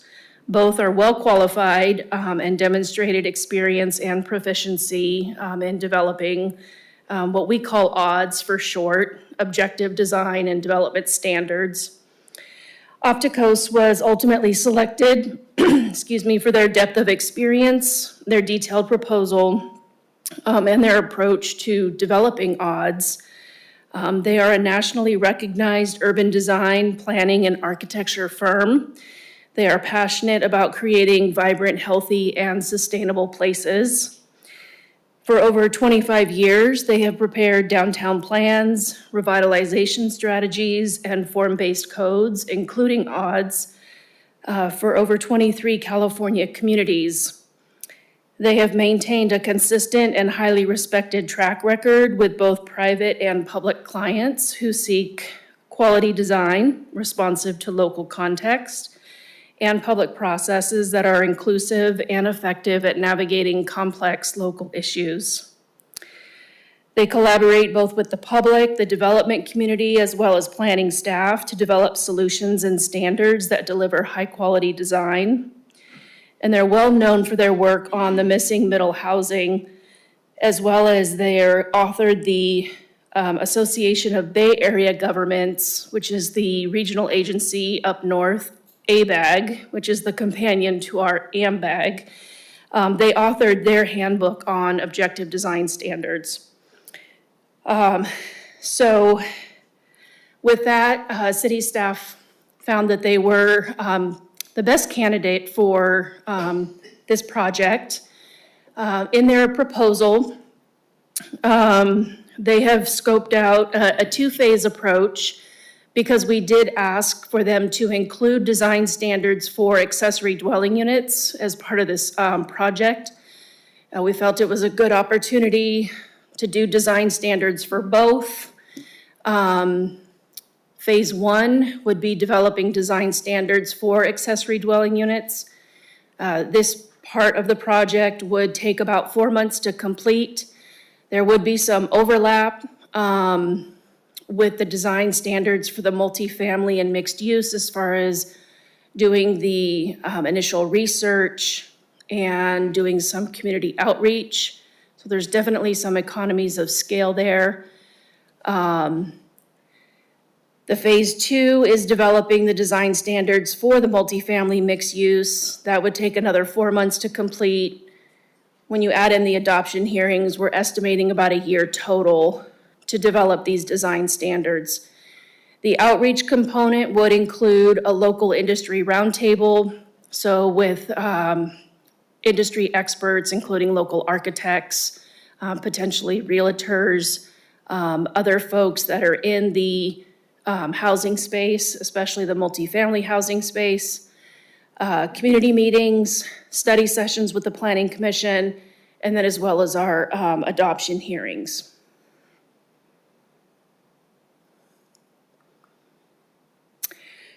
So the approach to the odds includes a field visit. So the consultant would, visit Carmel and do an extensive walk throughout the village, documenting the architectural design and different elements and features of our buildings, identifying the different architectural styles and the different character-defining details that make up the uniqueness of our village. They would use that information to engage the community in conversations about preferred styles in the community, meeting format. And then ultimately develop a menu of design standards that would be presented in a graphically rich design format that would ultimately make up our odds, our objective design standards. And on the screen here is just kind of one page out of the odds for Santa Barbara. And I did have examples. Did we pass those out? So you should have a copy of the craftsman style that was done for Santa Barbara, just to kind of give you a sense for what odds look like in another community, kind of how they're laid out, the level of detailing in how they're presented in an objective format. So that is the approach to objective design standards. And with that, staff is recommending that the city council enter into the contract. The fee is not to exceed $180,000. There is a LEAP grant that the city did receive for around $80,000 that will also offset some of the cost of this project. And with that, I will conclude my presentation, and I'm happy to answer any questions.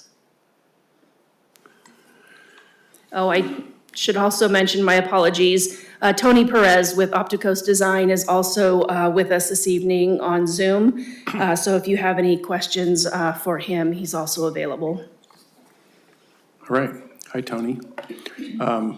Jeff, you want to have a question? Yeah, I have a quick question. Can you talk a little bit about the sort of intersection between the ADU design standards and the ADU ordinance that we're going to be seeing pretty soon? Like, how do those two things work together? That's a good question. So the ADU ordinance, it's my understanding that it's in its current form is more the regulatory side of the ADUs. So where state law doesn't establish a standard like a height or a setback or a size, our local ADU ordinance comes into play. Our local ADU ordinance also talks about process, but it doesn't currently include specific design standards. So what this does is it sort of fills that gap and creates the design standards that aren't currently in the ordinance. So when you think about the way our zoning code is currently set up, we have like our R1 district regulations, and then we have our residential design guidelines, which kind of sit outside in a separate document. It's kind of the same format. So prior to the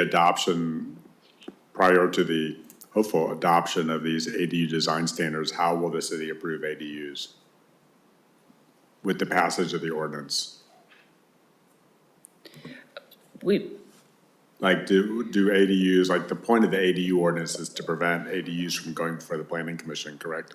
Which they don't really, don't really do now. The point of the ADU ordinance is a couple fold. It's to prevent ADUs that are low impact, so smaller sized, from going in front of the planning commission. Ones that go over a certain size would then be on a track to go to the planning commission. Until the design standards are in place, we'd be stuck with not being able to apply subjective design standards to anything that doesn't go to the planning commission. Our current subjective design standards, we would not be able to apply to the ADU. It's just we can regulate, think of it like time, place, and manner, size, location, all that. But until we have some sort of objective design standards in place, we're stuck with that. So one of the things we can do is if the ADU ordinance is through ahead of the design guidelines, then we can.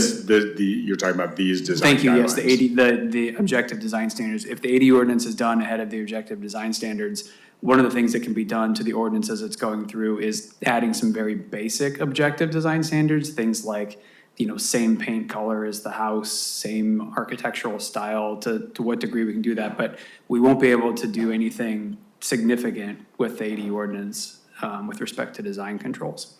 That's what this accomplishes. So to riff off of your statement, you just made the statement, I'm not trying to put you in a box. Sure. You just made the statement that the current ADU ordinance may be written so that to require the architectural style of the ADU to be equal to or similar to the architectural style of the house.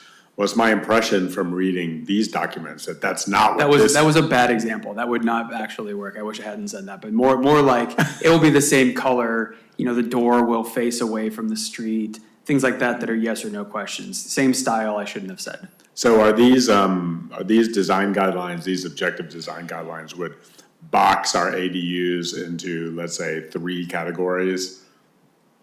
Marnie, you want to speak to that one? And hold on. Box our ADUs into 3 categories and prevent the sort of harmonization, if you will, of ADUs to the house? Would we provide, so in the process of adopting these sort of cookie cutter guidelines, and I don't mean that in a sort of a diminutive term, if we adopt these cookie cutter guidelines, would we allow for an alternative path for a homeowner to go through, say, if you don't want one of these cookie cutter guideline ADUs, you can go through our normal design process and have sort of have your cake over Yes, so here. as long as you have objective design standards that can be applied, you can choose to go down that path. If you want to do something outside of those objective design standards, then you would have to go through a subjective discretionary process.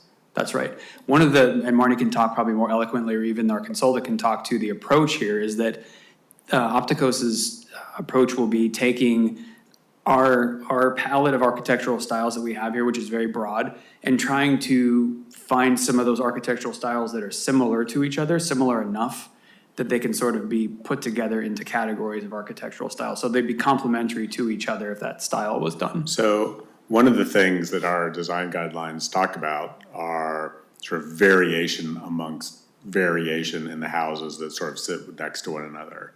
So would these guidelines include, you know, again, I'm just sort of making this up, but would they include a statement such that, hey, if one person on a block has a mission style ADU, the person next to them is not allowed to also have a mission style ADU? They could have something like that, yeah. And that could be something that comes out in the community workshops and the workshops with you all, but that's certainly an example of a yes or no question. So I guess my goal is there is some awareness in these objective design standards that we're objectively designing a building that fits into a block, not a lot. Does that? We can do that. Yeah. Okay, We have options, yeah. okay, thank you. Can I offer something on that? Go ahead. Yeah. Hi, this is Tony Burns from Opticos. To your question, Councilmember, yeah, in Santa Barbara, I think it's the best example so far of all the objective standards that I've worked on in very architecturally sensitive communities like Carmel. What we did there was we identified 7 styles and we mapped where those 7 styles were and were not allowed. And so there was never just one option, it was several options, but they didn't get down at the block level in terms of regulating what you could and couldn't do there. It was simply, you know, these 3 styles are required here, these 3 styles are required there. You had to choose one of them depending on where you were in the city because of their architectural character. Okay, thank you. Anything else? Jeff? That's it. Bob, you want to go? So to understand it, the ADU ordinance, does the ADU ordinance result in a change to the municipal code? Yes. Okay, so it updates Title chapters. 17, that's right. Okay. And okay. So since these are used instead of our residential design guidelines, we currently have a project to revise our residential design guidelines that's many years past due. And the question is, what's the starting point? Because in this project, do you start with our subjective design guidelines, or does that matter? Do you start afresh, basically? It does matter, and I see Tony shaking his head as well. It definitely matters. Those subjective design guidelines sort of give you the ethos of where we're trying to go with the objective design guidelines. Tony, I'm sure you can speak to, because you do this all over, you're taking people's, you know, subjective design guidelines and turning them into something objective. So can you speak a little bit to your process for that? Yes, certainly. Yeah, so we look at basically three levels of information.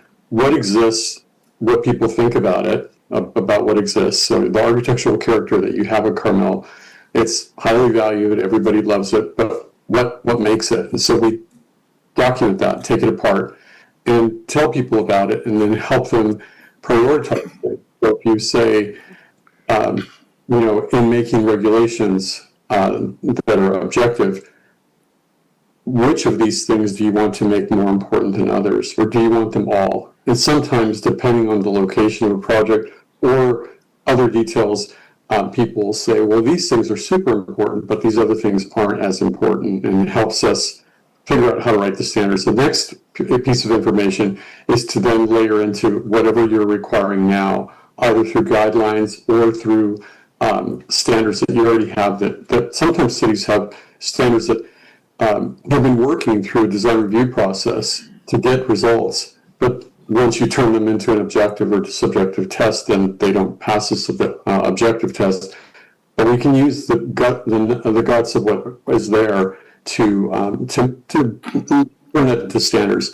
And then the other thing that we do is that we bring our own expertise to what you've already been doing, by your existing guidelines and standards, by people's priorities, and by what exists. And we offer our own recommendations on any additional standards that you don't have and maybe aren't in your guidelines that could help you get the outcomes you're looking for. Thanks, Tony. So just to say it to our staff is, I'm concerned about trying to solve simultaneous equations here, that we have to choose which subjective design guidelines we have, and we're in a process that's going to be playing out, I hope, over the next couple months of deciding whether to adopt new ones or not. If that process is happening at the same time Tony and his team are working on this, I'm just confused. I'm worried about this, right? I think I can put your mind at ease a little bit, because the Design Traditions Project is not creating new guidelines. It's taking what's existed and making the format and the process clearer. But the guts, as Tony used a very descriptive term there, the guts of our design guidelines are not changing. The ethos of it is not changing. So I think it's safe to go with what exists right now, what our actual guidelines are, because what comes out of the Design Traditions Project is not going to be that much different in sort of like vision for the city. So I would agree. I think you have to go. We have to use what exists. We only have one set of guidelines. You only right have now. one set, Yeah. and nothing new has been adopted. That's correct. So that's what we have to do. We can't confuse Tony's group with. We will not. Thank you. That's all I have. Thanks. I've got two questions. I think I'm a little bit unclear, and maybe you can, Marnie, explain this. So once the objective design guidelines are approved, does that mean that all multifamily and mixed use only goes through those, or can an applicant choose to go through the planning commission? Is it an either, explain, does it either or how does that work? So the intent of the objective design guidelines is for it to be an incentive for affordable housing. So we create a process by which it expedites a project that includes affordable housing. But I think it would be wise of us to create a process by which someone can choose to not go through that process and go through a traditional process that has our subjective traditional guidelines, should they elect to do that. But the original intent was to incentivize affordable housing through this objective process. Okay, got it. Thanks, that makes sense. And then my other question is, there's a discussion, the preferred architectural styles, that up to 3 will be chosen. And who is going to decide that, and how much can the community have a say in those? Because I have a feeling that that's going to be a very contentious, controversial item. Yeah, so it does seem very limiting, and I have talked with Tony about this quite a bit. So we will be developing what those primary styles are in conversations with the community, but Tony has assured me that there are ways to develop subcategories so that we can get a broader representation of the village. So it's not going to be 3 rigid styles, and there's only going to be 3 types of buildings that are going to look 3 specific ways. There is a way to develop kind of 3 umbrella styles, and then to have some subcategories beneath that have a wider representation of what our village looks like.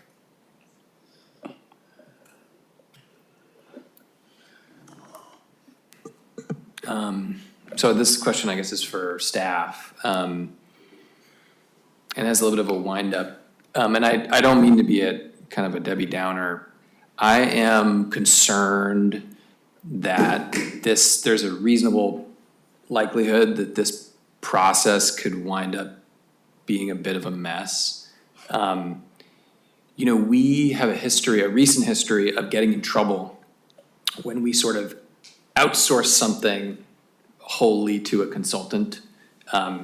We saw that in Housing Element 1.0. We saw that in the police station where, Councilmember Dramov had this question. It was sort of this whoa moment where the architect had spent like half a day here, right? And so when folks, we outsource something to a consultant that doesn't have a deep understanding of Carmel, we often have buyer's remorse and have to sort of like restart the process, typically with intense involvement by residents. And, you know, we were sort of laughing about it a minute ago, and it is funny, but this is gonna wind up, there's nobody in the audience tonight, but this is going to wind up really engaging people on a, like an emotional level. And so, you know, we're essentially trying to distill Carmel architecture into these yes or no questions. I mean, that is a Herculean task. And, you know, when I look at the outreach summary, I think it's on like page 105, and then also in Exhibit A, my concern is that I don't really see the kind of like resident engagement that you would need to have this project be successful. You know, I see one virtual local industry roundtable, one in-person community meeting. I think the last packet we had actually had 3. I brought my notes forward from a few months ago, and so it looked like it maybe went backwards. 2 planning commission studying sessions and a field visit. Like, I wonder if we need to, the question that I'm trying to queue up here is, like, brainstorm with me. Is there some way that we should be thinking about this to avoid future heartache, to somehow involve the community more at the beginning in a meaningful way so that we don't wind up with some of the problems we've had on similar, you know, engagements? Yes, we can absolutely do that. We just need a little bit more in the budget. So I have been on record here. I think this is one of those things that, you know, you don't want to be penny wise and pound foolish on village character in Carmel. And I think if you asked people, that was my comment to the city administrator and to Brandon last time, was it originally was like $100,000. I was like, look, there is no way you're gonna be able to do this scope for that. And I'm just not trying to throw money at the project. All I'm trying to say is an indication of the priorities that the community assigns to things.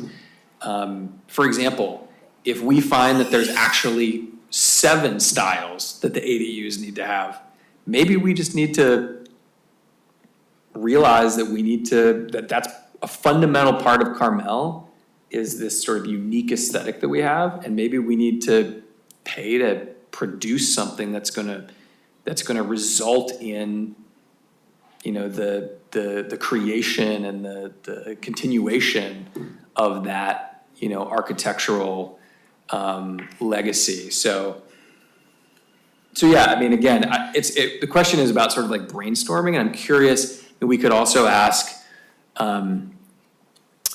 the gentleman here from Opticos, you know, what you've seen in other communities in terms of how you can really bring the community on board. I just don't, knowing this community, I really doubt that one in-person community meeting is gonna get us there. Well, can I, before Tony, you answer, I just want to clarify. So task 2 is targeted community engagement. There's a working session number 1. Tony, is that meant to be a community meeting as well? Working session number 1, key project outcomes? No, those are internal. Okay, so then local industry roundtable, that's with some members of the community. Planning commission study session, I mean, that would technically be a public meeting, but not a focused community meeting. So then the one community meeting that Councilmember Buder is speaking about is 2.4, which is like what you would imagine with, you know, tables and, you know, people with pictures out in front of them, they could put red stickers on and green stickers on. So talk to us how we can expand 2.4 maybe and get some more out of that type of engagement earlier on in the process. Yeah, certainly, Councilmember. Yeah, you're right. I mean, we our initial proposal had more engagement, but we were asked to trim the budget. So we did, and those were all the cuts, but they were some of the cuts. But what we've seen, I would talk to you about Santa Barbara. I think it's in the same level of the concern and care and love for their community as Carmel. I've been to Carmel, I don't know, 50, 60 times on vacation and just passing through. I live in Southern California, and I love the place. So I hear what you're saying. The outreach that we've done to deal with what you're asking about has been done in a couple different ways. One is just have more community meetings. The other way that we've seen is where you can add community meetings, but also local staff and our team work with local architects and say property owner groups and really have a working committee and review every step of the way, even before community meetings, and have a working committee that is representative of the community. It represents, just regular property owners that aren't professional architects, builders, everybody, and involve them that way. And in Santa Barbara, that's exactly what we did. We had more community events, but the city staff and our team met with the local AIA and then the local community a lot more times. That process took, just for comparison, there were some delays that nobody saw. They were internal to the city. Probably about 2.5 years by the time they adopted everything as law, and $300,000, just for comparison. So another community where we did a lot more outreach, and I think very, very rightfully concerned about architectural character, San Anselmo in Marin County. They also, I think that scope was, I want to say, 220. I can't remember at the moment. It was more than 180. And in both of those places, there were a couple big things that were confirmed. One was making sure that they developed an opt-in process or an opt-out, that you didn't have to use these, because there were architects and developers in both of those communities that said, we like going to the planning commission, we like going to the design review, we like going to the city council. We're not worried about that. We're not trying to streamline our projects. We have a good relationship with them. And so both of those objective standards in Santa Barbara and San Anselmo provide that opt-in or opt-out, however you want to look at it, ability for the developer. The other thing that we did in both of those places through that detailed outreach was to really get strong consensus and support, I would say strong support, on the styles that were ultimately chosen to regulate. So you have to choose one of the allowed styles. In Santa Barbara, it's 6 groups of 12 styles, essentially. So there's, to use Marnie's term, 6 umbrella styles, and underneath those umbrellas are 2 subgroups, 2 sub-styles. So for example, craftsman and cottage, they show a lot of architectural characteristics, and you put them under one umbrella and deal with them as one style. And so we did that for 6 different ones in both Santa Barbara and San Anselmo. And that was really informed by that public process, and then very well supported through that. So I don't want to get too far into comments, but just because it's so on that specific point, I mean, what was just described in terms of a committee with local architects and residents sort of embedded with this consultant is much more sort of what I had in my mind's eye of something that has a much higher likelihood of being successful.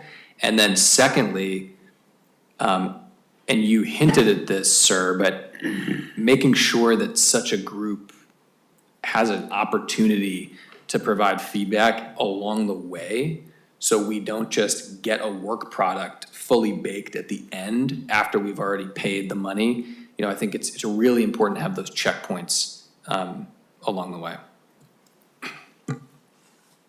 Great at 7:30 at night. That was a pretty incredible thought process.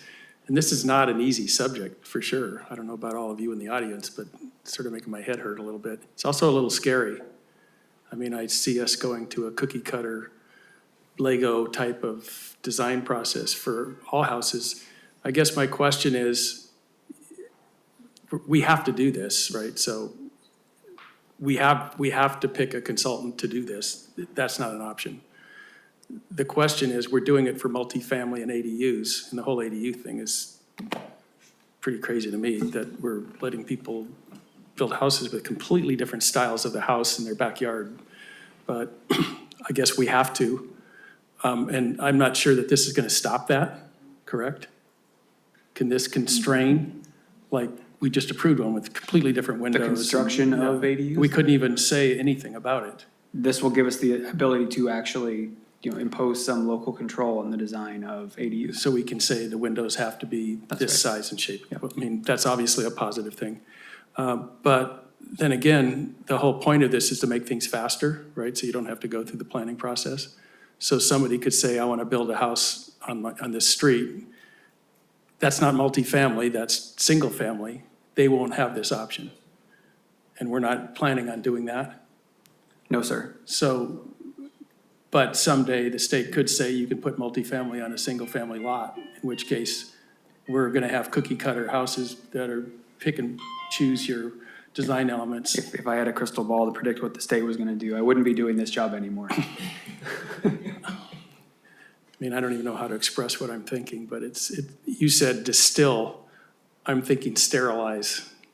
Like it just takes the whole design process out of this. I mean, I'd be afraid of this if I was an architect. But we have to do this. Give me an example of multifamily, like, because you're gonna go out and look at multifamily buildings and take that architectural style and distill those into modules, correct? This is for multifamily. You're not gonna say, let's take Hansel and Gretel and take all the unique things off of it, and now we can do that on multifamily. Right, I mean, the idea is to look at the downtown, right? Because this is coming out of our housing element. This is tied to our regional housing needs allocation. We're trying to plan for 349 units. We're looking at multifamily, mixed use, we're looking at downtown. So we're gonna be looking at our downtown character. What do our buildings look like? What style, what massing? And the condos and the townhouses on Unitboro and Mission. I mean, that's where a lot of that is. Yeah, so all of our commercial districts are R4 multifamily districts. We'll look at the character of all of those buildings that define the style of. And I would say maybe half of them have style, the other half have no style. So we'll pick the best of the best. All right. I mean, I'm a little scared of this whole thing, and I would imagine Alissandra is too. I don't want to put words in your mouth. Yeah, okay, I'm sorry, we're still asking questions. All right, I think I understand this, and I understand we have to pick an architect, and this sounds like a really good architect, but I'll save my comments for afterwards, okay? Let's take it to public comment. Imagine we're gonna have a couple. Nancy Toomey. Got some online. And I defer to Brandon and or Marnie where I'm heading off base, because you've been there and done that. My impression with the work that's been done under design traditions, I agree with the statement that you made earlier, Brandon. But one of the objectives of the work that I have been in the room for was to not call out styles. We would call out attributes of buildings, roof lines, windows, doors, setbacks, those types of things, fencing, landscaping, individual components of what constitutes a home in the residential district. And I'm not a fan of declaring styles in this project. I would like to stay consistent with that general approach if my interpretation is correct. So again, I'll defer to especially you, Brandon, as you've been at all of the design tradition meetings. I would also call out that in the current state law, we must approve ADUs on a fast track now, whether they're affordable or not affordable. And they have certain parameters that are embedded in state law, that are embedded in documents that, Marnie has approved, that's up on our website. And those do not call out any style characteristics at all. So there are no current controls with regard to style or color or, many other things. However, Marnie and others in the planning group have assured to me that in those discussions with requesters for permits, that they strongly encourage supporting the current design guidelines that we have in place. And in general, not with 100% accuracy, that request honor, look and feel and fit, those attributes are being honored by most of the requesters. And again, there may be exceptions. I haven't watched every single one go through the process. But they realize that they don't want to have their building request be trashed in their neighborhood. Not physically trashed, but verbally so. So we want to continue to encourage that in between now and when we have an ordinance, and in between now and when we have an approved odds document that covers the concept of ADUs. So again, right now, we have very little, if any, controls over look and feel, but it's on a gratis basis. That's extended. Sorry. Do I need to finish? Go ahead. The microphone's dead. Okay, sorry. Again, my key points are no styles and embedded in this, and go with attributes. And then I also would request that obviously anything that's done along this path continues to respect the fire and those types of codes that are all with regard to hardening. And I'm assuming that that's in there. I just wanted to call it out as a critical requirement for any new building that is going on, whether it's a home or multi-use or otherwise. So I think that's the most of my points at this point. But we need this and we need it yesterday. So thank you for helping make that happen. Thank you for being here and for your comments, Nancy.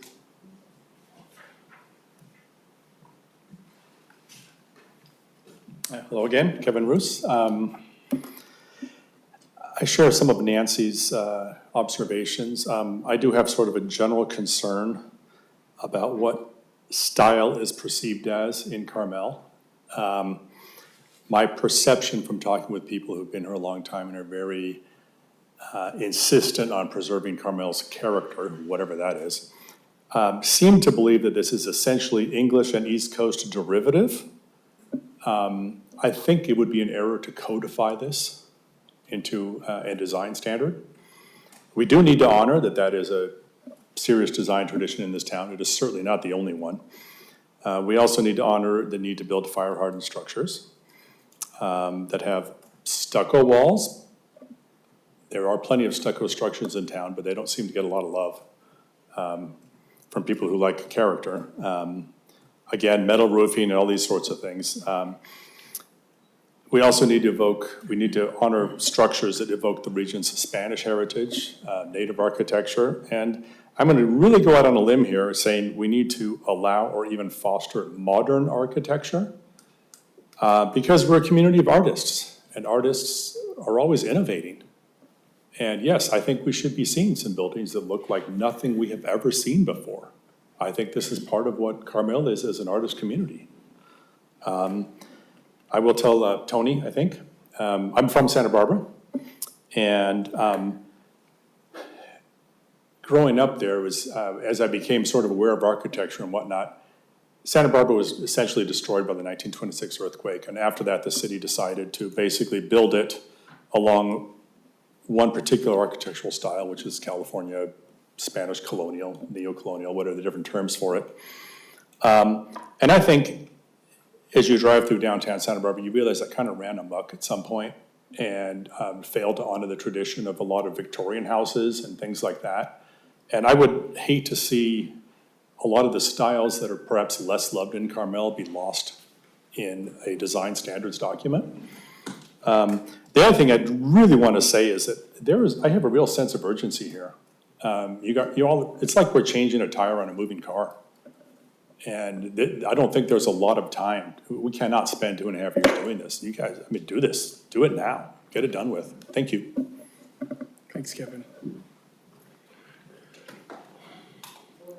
Anybody else going to speak after Maria? Okay, we have a household disagreement here. No, I'm just kidding. No, actually, my sense of urgency changes a little bit. I applaud Marnie because you clarify this. The alternative, the odds document is to help us with low-income housing. We have a need to develop 349 units of total. That includes 149, I believe, if I'm not wrong, Marnie, of low to medium-low income houses, right? 149 in total from the 349 that we got, or 281, is it? 281, okay. So therefore, this is urgent. This is required. I appreciate the styles. Actually, as an engineer, I love the idea of creating buckets. I think Santa Barbara is much larger than we are. So 6 buckets with 12 styles is probably a lot more than we can afford, but I do not mind putting things into segments so that it's clearer. But in my approach to the documents that you provided, I believe it's clear. I think they have a good mission. I think we have more interaction with the community will be great, but let's get it done. We need to get moving on this, so why delay it anymore? That's my opinion. Thank you. Thank you. Donna? For those people watching, that's the last person in the room. So. With kindness to Nancy, looking for attributes is objective. Okay, and it's what you think is an attribute and what I think. And that to encourage them, anyone who builds, to follow what somebody wants is another fairy tale. So if you're going to have rules or ordinances, then you have to be specific. And my other question is, how many multifamily in downtown lots are available? Are we doing this exercise, and I like this guy up there, and how many lots are there going to build multifamily downtown if that's where you're saying it's supposed to go? Now, is that a number that I could find out? How many ADUs do you plan in the future to come up with $200,000 worth of guidelines? How many? So, and then and it's not his fault, if we got through in 2.5 years, you'd be lucky. The design review's been 5 years. The Forest and Beach has been 5 years or longer. So we don't move with warp speed here. And I still want to know where, if we did come up with this, and I totally think it's probably a very good concept, where is it going to be applied? What neighborhoods? And when you said downtown, I haven't seen lots down there, but maybe I don't know where they are. So my concern, and I didn't come here to talk about this segment, but to get this community to decide on something, don't you go to the strategic planning meetings or any of those? It would take longer than 2.5 years, if you were lucky. Police department's another example. Thank you. Thank you. Okay, we have people online, but nobody has their hand up, so let's move back to the council for discussion. I'm sure an interesting one. Go ahead, you start. Thanks, Mayor.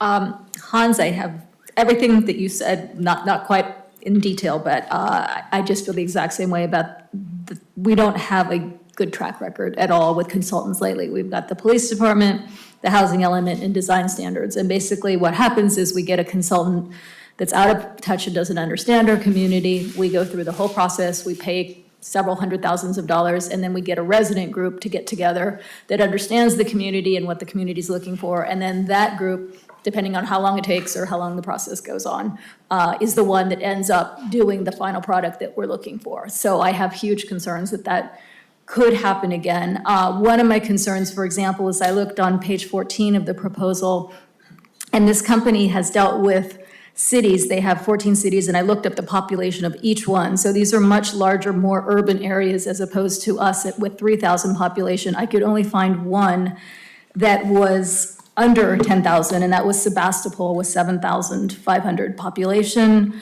The next smallest one was Orinda with 19.5 thousand, and then Los Altos with 31.5 thousand, and the rest went up to the several, up to 100,000 or more.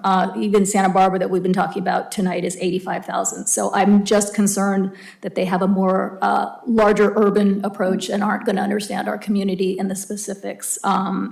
We are very, our residents like to get involved, for sure. And especially this idea of design, 3 architectural styles, even if we did 5, even if we did 6. I mean, this is just going to be something that's going to turn out to be extremely contentious and drawn out. And I have concerns about that, for sure. I like the idea, perhaps if we do get a committee to work with this consultant so we can keep it on track, but even that might not be enough. Certainly even, trying to expand and include community engagement. But once again, our community doesn't get engaged till the end when they get outraged at the product that's been delivered, and then we get the community engagement. So this opt-in and opt-out approach, is also something that I think could be good. But and this is nothing against this particular consultant. He may do great work, and his firm may do great work. But we've had such a bad track record these past few years that I worry about what this is going to end up being. So I just have serious hesitations with it. Can I ask you a question? So we have to do this. Right. I understand. I love everything you said, but we have to do this. So Right. now what do you think? Well, we try to make it the best, most community activated and involved process we can. So But what's on? like, look, we've got 4 people out here right now. No, and obviously they didn't understand what was on the agenda. Yeah. I mean, Carol Hall, Neil Cruz, I mean, they should be here. But we want everyone here. Yeah, I right, mean, but I'm just saying there are people who have dedicated their life to this sort of subject, and I'm not sure we all understood. It's not an easy subject. And this is once again part of unfunded state mandates that come down, and so we're going to spend, $200,000 and perhaps more if we have more community engagement. But look, even tonight, we're hearing from people that want to see modern architecture and a broader inclusion of other styles, and we're going to have some big battles, I'm sure, with the more people do get involved with what they want to see in this. So, I mean, I don't want to be negative and I don't want to be pessimistic, but just based on the reality of how our community is and how our community reacts to these sort of things. So I'm just trying to distill what you're saying. You're concerned about the community engagement aspect early on, so we don't end up with a bad product at the end. Right, and unusable product. As we've also heard, we're also in a hurry to get this done, and we don't have time to spend drawing this out for 2.5 years, and then also not being happy with the product that comes out after 2.5 years. Yeah, okay. So on the ADU side especially, because as Nancy said, we're trying to get like 70 of them, right? 70 fat, yeah. So it's already going down the path of no controls at all. Yeah, I mean, this is, like you said, I don't think anyone really understood or realized the implications of this, and here we are hearing it, but, getting the community involved and engaged and getting a product that fits our community. So before we move on, what's your recommendation in terms of hiring this consultant? Well, like I said, I don't have anything against them. They might be excellent, but I am concerned with the fact that they've worked with larger urban populations. So that, to me, is signaling they might not quite understand us and what we're looking for. Are you going to be willing to approve this consultant tonight? If we figure out how to approach this better and not repeat the mistakes that we've So you made in think the past. we have to do some process tonight? I guess so, yeah. Okay, all right. We'll probably come back to you. I'll try it.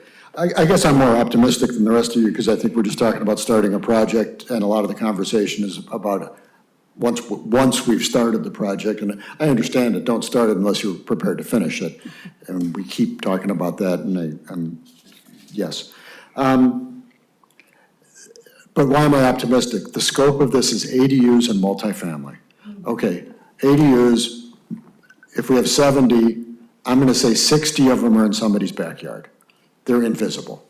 And I think that trend will continue. They're not gonna be, I mean, some end up on the corner, too. But, and that's the ones I'm most concerned about.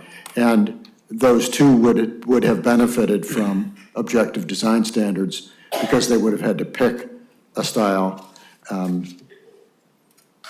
Yeah, I think, so as long as this, it comes down to what styles are chosen. And then multifamily, it applies to, if we end up developing parking lots, it applies to them. And the update to the housing element is trying to go in a different direction. So multifamily, I think, is gonna end up being, if we get the change to the housing element approved, the approach is a lot smaller, more granular, and multifamily is more likely to be buildings that have 2 or 3 apartments in them, right? I don't know where the big one is gonna happen. There's a few more, but the pit's already, in one direction. The 7th and Dolores thing is already moving in a different direction. So what's left? And I think it would be, as you do this project, it would, a way to put a box around it is to make sure early on that when people are engaging, that they understand that we're not talking about the R1 district, and we're not talking about changing anything in the R1 district and all of those homes. We are focused on, a smaller subset. And you might even want to, early on, put a map up of the city, and especially of you're right, it's not just the commercial core, but it's the SC and et cetera, where there are condos and higher density housing today. And sort of identify the sites where we might be talking about, so that people can understand there's only 6 sites this could happen on. The idea of a committee, I think, is, it might help with engagement, but then it comes down to who you pick. And you want to pick 6 architects?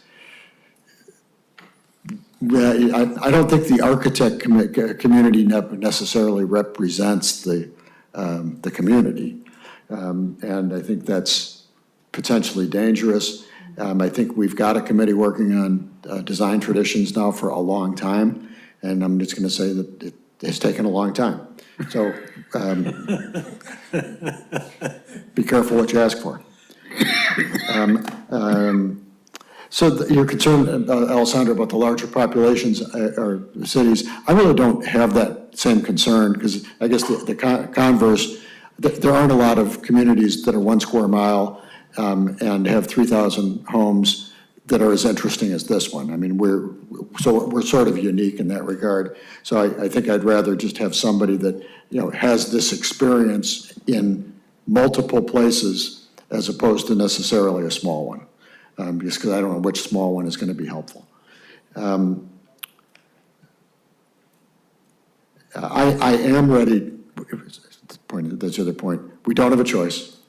I mean, I'm not a fan of creating objective design standards at all, but we have to do this. So if we have to do it, we may as well get started and do the best job we can. Hans, if you want some more, if you think we need to spend some more money to do it right, I'm open-minded, and maybe that is having open-mindedness to a change order if we need one once we get into it. And then to the point that Nancy, so I was on the Planning Commission for almost 5 years, so I got good at using our subjective design guidelines. I could tell you, if they were categorized by style, it would have been a lot easier to use them.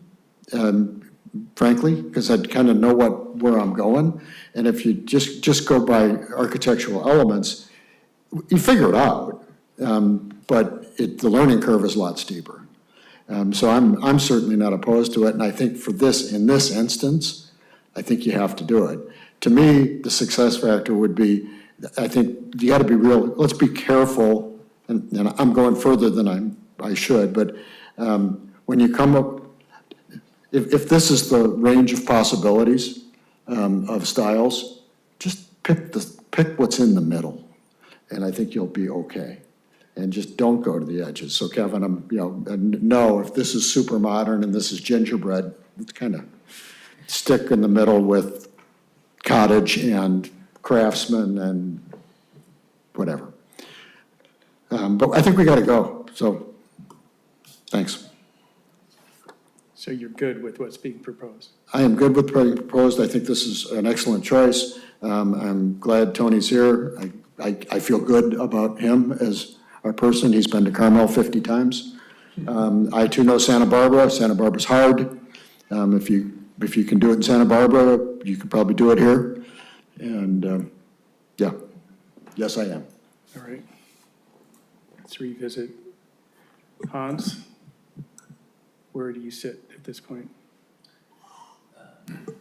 Well, I think Bob provides a helpful corrective to the narrative in terms of, hey, it is ADUs and it is mixed use / multifamily. We haven't exactly been building a ton of mixed use and multifamily in this town. We have, although, been building a fair number of ADUs, to Nancy's point. And so I share the sense of urgency. A lot of us have been pushing for this ADU ordinance. I think that's really important. But this is important because these things are getting built, to your point, Dale. I mean, you saw one the other day. It's just like, what is that? We're already 70 in. And we're 70 in. But there's like 3,000 lots here. And people can build at $800 a square foot. And then the value of whatever they build is $2,000 a square foot. And it's like a no-brainer. And so it's just I think they're gonna proliferate. And I think getting it right is important. So it's this real tension between trying to go quickly and trying to do a good job and not have to go back and redo it. And so I guess I would just reiterate, for me, I would have a difficult time. I want to have the discussion and maybe somebody can convince me. I think at the moment where I said I would have a difficult time approving this with the current sort of community involvement, community engagement plan as it exists. I felt much more comfortable with what was described with some kind of resident committee that's deeply engaged and that has checkpoints along the way to make sure that we don't get to the end of it and just come back with something that, we don't want.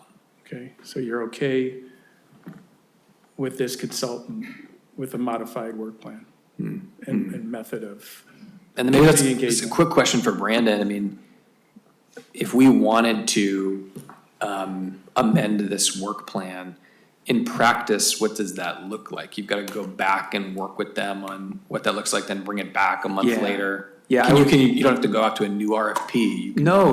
We can work with Tony and his team. We're getting great feedback tonight, so what we can do, and that's what I would end up suggesting, just even with the comments I've heard so far, is we're collecting feedback. We'll work with Tony. We'll sort of like put some more horsepower in the front end of this thing with community engagement, have a little bit of a narrative about how Tony and our team would interface with some sort of community group, and then come back the next meeting with sort of like a revised version, which will undoubtedly cost a little bit more money. But it sounds like so far that's maybe where the council is leaning. So, but no, I don't think, sir, that we would be at a point of being able to make all those changes on the spot tonight and get it approved. We need to come back next month to you. So 30 more days. Jeff, do you have anything to add? I have some comments, yes. So Bob, everybody okay over there? Bob made the comment that the two ADUs would have benefited from the objective design standards. And I think that that's the comment I think that that's the comment that most expresses the way I feel. You know, right now, we have an open floodgate of applications. And when I was talking to Brandon earlier, during the question period, you know, trying to sort of suss out the way that the ADU ordinance and these standards work together, you know, I think that they're both important parts. I think that they are both important parts in trying to restrict the ability of sort of random ADUs. And I think that, you know, in the end, even if we adopt ADU standards through this process that no one uses, we will have effectively required everybody else to go through the planning commission. So if we say, you know, if we, for example, required everybody to paint their houses purple and have yellow roofs, and no one wanted to do that, we would effectively, assuming no one wanted to do that, we would effectively be forcing everyone through the planning commission. And I think that that is a, you know, I think that that's a good outcome.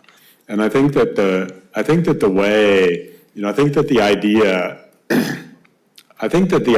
that we, everybody okay over there? I think the idea that we could adopt three designs that everyone agrees would be okay, and even if they're not perfect for everybody, you know, no one would object to having one of these three designs next to their house. That's a win for us, because we got three good designs for, you know, we got three passable or good designs that no one's gonna have objections to, and we still allow people with the sort of architectural wherewithal or architectural creativity to proceed down a path that's not delineated, that's not here. I hear, you know, I empathize and sympathize with sort of Hans's desire to have more community input, and I'd be willing to, you know, if we think that there's a way to front end the RFP and get the RFP done, you know, next month, you know, bring something back to us next month that sort of satisfies Hans's concerns, I'm with that. I'm not in favor of signing an RFP now. You know, I'm not in favor of signing a contract now and then coming back for a modification later. I think we should do it now. And if we're comfortable that we're going to do that next month, then I'm okay waiting a month. But honestly, I would move forward like Bob. Like I think Bob said, I would move forward with what's on the table now. Also, my only comment on the mixed use, the affordable housing mixed use requirements is that, like Bob said, you know, I would want to make sure that the designs that were proffered by this group fit into the properties that are available in the city. So we don't produce designs that are the size of the pit or that are the size of the pit or the Seventh and Dolores property, because we just don't have very many of those. I'm really not interested in that. And one last thing, Hans was also a favor of the resident community committee. I'm with Bob. I'm not in favor of that. I think that was a mistake on our part. I think that it's hijacked the design guidelines process, which is, you know, way out of whack, and way delayed. And I think that this process should be owned by staff, and I would leave it to staff to determine how to best involve the community, staff and the five of us that are up here. How to best involve the community without appointing some committee. Did I hear you say that you would vote for this proposal as it stands? I thought I heard you say that. I would defer to Hans and Brandon, and if we think we can come back with a better solution, I'm going to ask you right here. You know, if you think you could come back with a better contract next month that's not going to break the bank, and may provide a better outcome, I would wait. But I don't think, you know, I'm not sure that we've really thought out what the problems have been. Okay. I'm not sure that we've really thought out what the problems have been with regards to like why other projects have failed. All I'm right. just not sure we've done that work. I've got it. So I'd be willing to vote for the proposal as it stands because we need to get started and we have this consultant engaged. I mean, he's ready to start. Consultants like to start when they're ready to start. I've done that 500 times with my company. So Tony, is there a way that you can talk us into it? It sounds like we almost have 3 votes. I think that Bob and I are in. I think that one of the others could be convinced. Can you make them comfortable with the proposal you have on the table or slight modification that we could do on the fly here? Or do you want to come back in 30 days? I mean, that's the choice here. Yeah, listening to you all, I'd rather come back in 30 days and talk to the city administrator and work this out and get it on paper for everybody's satisfaction. I think everybody would be happier because we're going to come back anyway. Well, I appreciate wanting to do it tonight, and normally I would say let's do it tonight, but there are some details to fill in about just how much public process you want added. And so to not surprise you later and make it sound like some kind of thing that should have happened up front, I recommend that it happen up front. Okay, I have some questions before let you go. What's the fastest you've ever done ADU ordinances in a situation like us? ADU Objective ordinance, design standards, I'm sorry. by themselves, I mean, few months. That's why that phase of it is 4 months, but it involves, a couple other things that, anyway, yeah. Okay, so you've already given us our shortest time frame. This is a Brandon and Tony question. Then what? Then we turn, so once we get the ADU, so a lot of the. No, once we get the odds document from him that says, here's what I recommend, then what? What's the approval process? Then the approval process is planning commission. Another City 30 or council. 60 days. City council. Another 30 or 60 days. That's right. So we're talking another 70 ADUs might be approved while we're doing this. It's possible. And that's just it. That's, so the fastest this is gonna happen, add that up. Hans, you're the smartest guy here, I think, tonight. What do you think? Jeff's the smartest guy here, we just found out. How much is that, Jeff? We're talking 4 months, 2 months, 2 months, and probably another month somewhere in there. That's a lot. Yeah. So, just so everybody knows, we're talking a year, now that we know that. What's our run rate right now for ADUs? 25 a year? 25 a year. Okay. All right, well, Tony, I appreciate your honesty, I really do. If it was my company, I might have tried to talk us into it, but. But check that, because if you're just talking about ADUs, you can get through the ADU part in 4 months.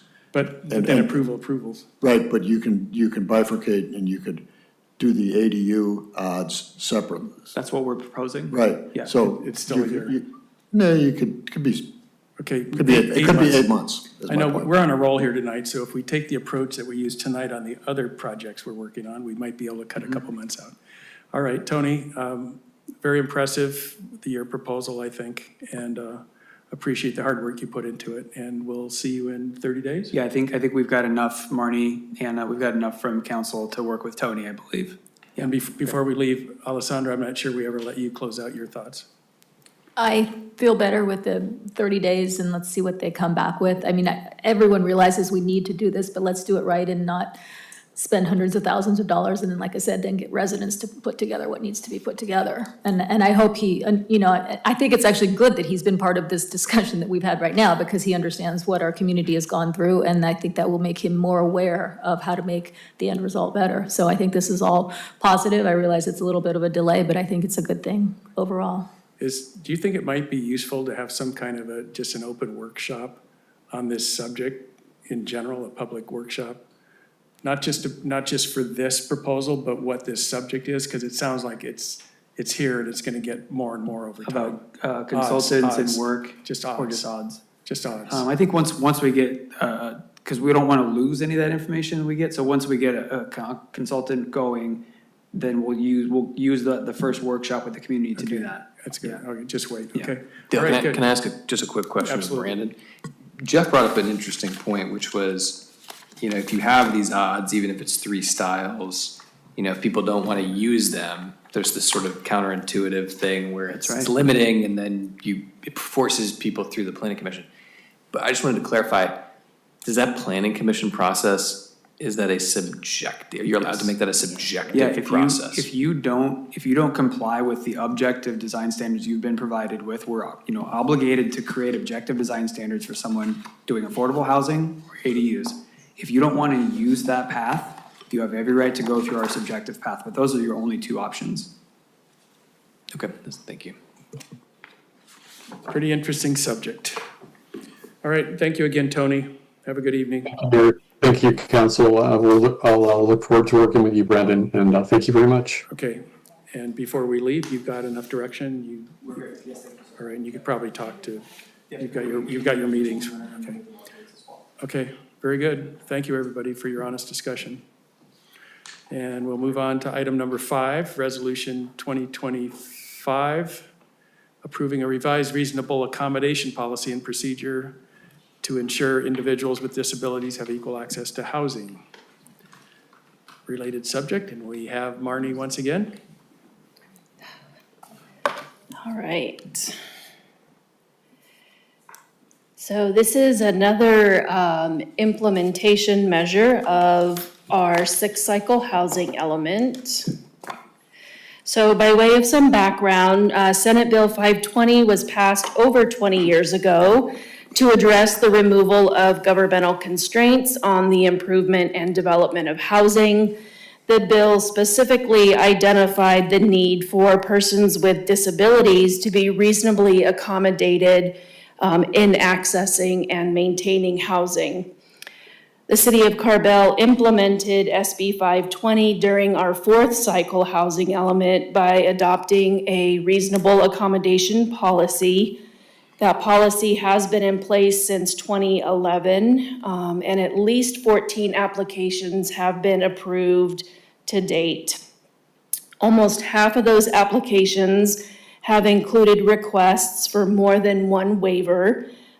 Site coverage and setback waivers are the most commonly requested to accommodate persons with disabilities. State housing law also requires that cities and counties evaluate governmental constraints with each housing element cycle. During the 6-cycle housing element, 3 potential constraints were identified, and I am going to go through those in just a moment. They include the permit fee structure, some subjectivity in a finding, and the definition of an aggrieved party. So I'm going to come back to that in just a moment. When we adopted the housing element in April of 2024, we had estimated that we would adopt a revised reasonable accommodation policy by June of this year. So we're just a few months behind schedule. We also set a goal of processing 8 new reasonable accommodation applications by the end of the planning period, which is December 2031. So we'll be keeping track of that each year as we go. So the current housing element program 3.2.A is what speaks to the reasonable accommodation policy, the constraints that were identified during the housing element update, and the actions that are to be taken to address those potential constraints. This is the text of the program. I'm not going to read it verbatim, but I'm just going to highlight a few key points. The reasonable accommodation is any change, exception, or adjustment in a rule, policy, or practice that accommodates a person with a disability, ensuring that they can have access and maintain access to their housing.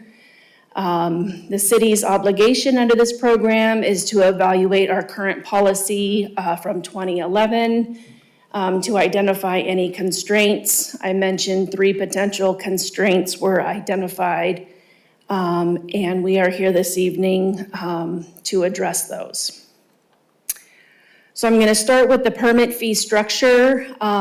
Staff looked at the fiscal year 25-26 fee schedule and the fees that were being charged for a reasonable accommodation request. The current fee is $205 for the reasonable accommodation plus any associated design study fees.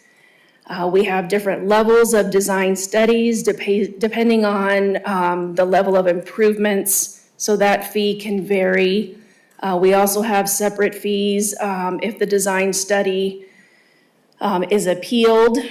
So the fee can vary quite a bit. However, in looking at all of the applications that have been submitted and approved to date, they've all qualified as streamlined or track 1 design studies, which is at the lower end of the fee scale. So what that means is when folks have applied for a reasonable accommodation, it has been for the accommodation itself. It has not been part of a larger project like a remodel or a new build. And none of those accommodation requests were appealed by any of the by any aggrieved parties or adjacent neighbors. So the fees are based on administrative costs to process the application. The fees that we charge are based on periodic fee studies. Staff is not recommending any changes to the fee structure at this time. The fee does seem like it's reasonably low and not burdensome.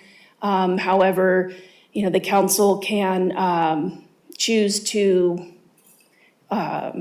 discount or waive or change this fee at any time.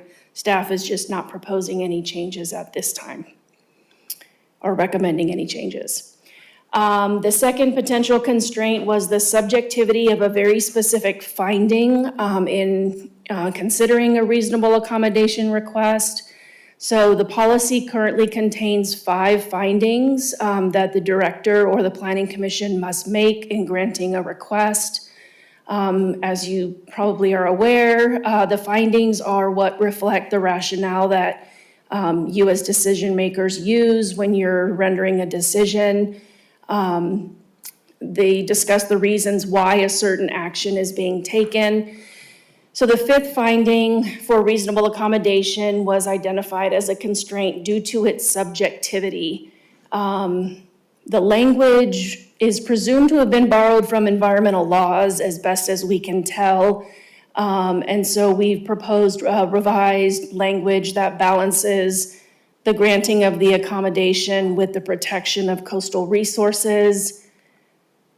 I didn't put it up here on the screen. It's pretty lengthy. We can go into the details of it if you would like. But we did propose some revisions to that language to address that. The last one is the definition of an aggrieved party. So the Carmel Municipal Code states that any aggrieved person can file an appeal. And the Carmel Municipal Code defines who an aggrieved person is. And that definition is up there on the screen. This was identified as a constraint because it was felt that it was too broad, meaning anybody, anywhere in the community could appeal a reasonable accommodation request. And that was felt to be too broad when evaluating an application for someone who's looking for an accommodation to access housing because they have a disability. So the recommendation in the housing element was to amend this definition. However, in doing so, it would affect every application, not just reasonable accommodation. So rather than amend the municipal code, staff's recommendation is just to deal with it within the policy itself and clarify who has standing to appeal within the policy and leave the language of the municipal code alone and just not refer back to it. So that is what staff is proposing to address that constraint. Staff is also taking this opportunity, since the policy hasn't been updated since 2011, to make other revisions that reflect, best practices as of 2025 improve some of the grammar, establish consistent formatting, and then just add some clarity. So the Planning Commission reviewed the revised policy. I think it was at their July meeting. They did recommend City Council adoption of the revisions with one addition. Their recommendation is that we add a condition of approval requiring that a deed restriction be recorded that notifies future property owners that an exception to the property exists and that it's not transferable. So basically what this means is that the exception granted, whether it was for site coverage or setbacks, was for the benefit of the person who was disabled, and that benefit doesn't carry over to future owners of the property who do not have that disability. So this really is a notification to future owners who otherwise would not be aware that such a condition exists on their property. And so with that, staff is recommending that the council adopt the revised policy. That concludes my presentation, and I'm happy to answer any questions. Thank you, Marnie. Good job. Jeff, do you have any questions? Hans, do you have any questions? The only question I had was on the change to finding 5. So it changes from that the requested accommodation will not result in a significant and unavoidable negative impact on adjacent uses or structures. And then the revised finding really talks about kind of like our local coastal program. Can you just give me like a voiceover on how you interpret that? Basically, is it saying it just needs to be consistent with what's in our local coastal program? In short, yes. This was kind of a tricky one to address because clearly the proposed language is a lot more verbose than what it's being replaced with. The idea was to give the decision maker some flexibility and to make it a little bit more objective than what was there before. So the significant and unavoidable impact is just so broad. Replacing it with the terms of the Coastal Act seem to give it a little bit more of a structure and a framework for the decision makers to work within, and it relates more to us as a community. So that's what we chose to go with.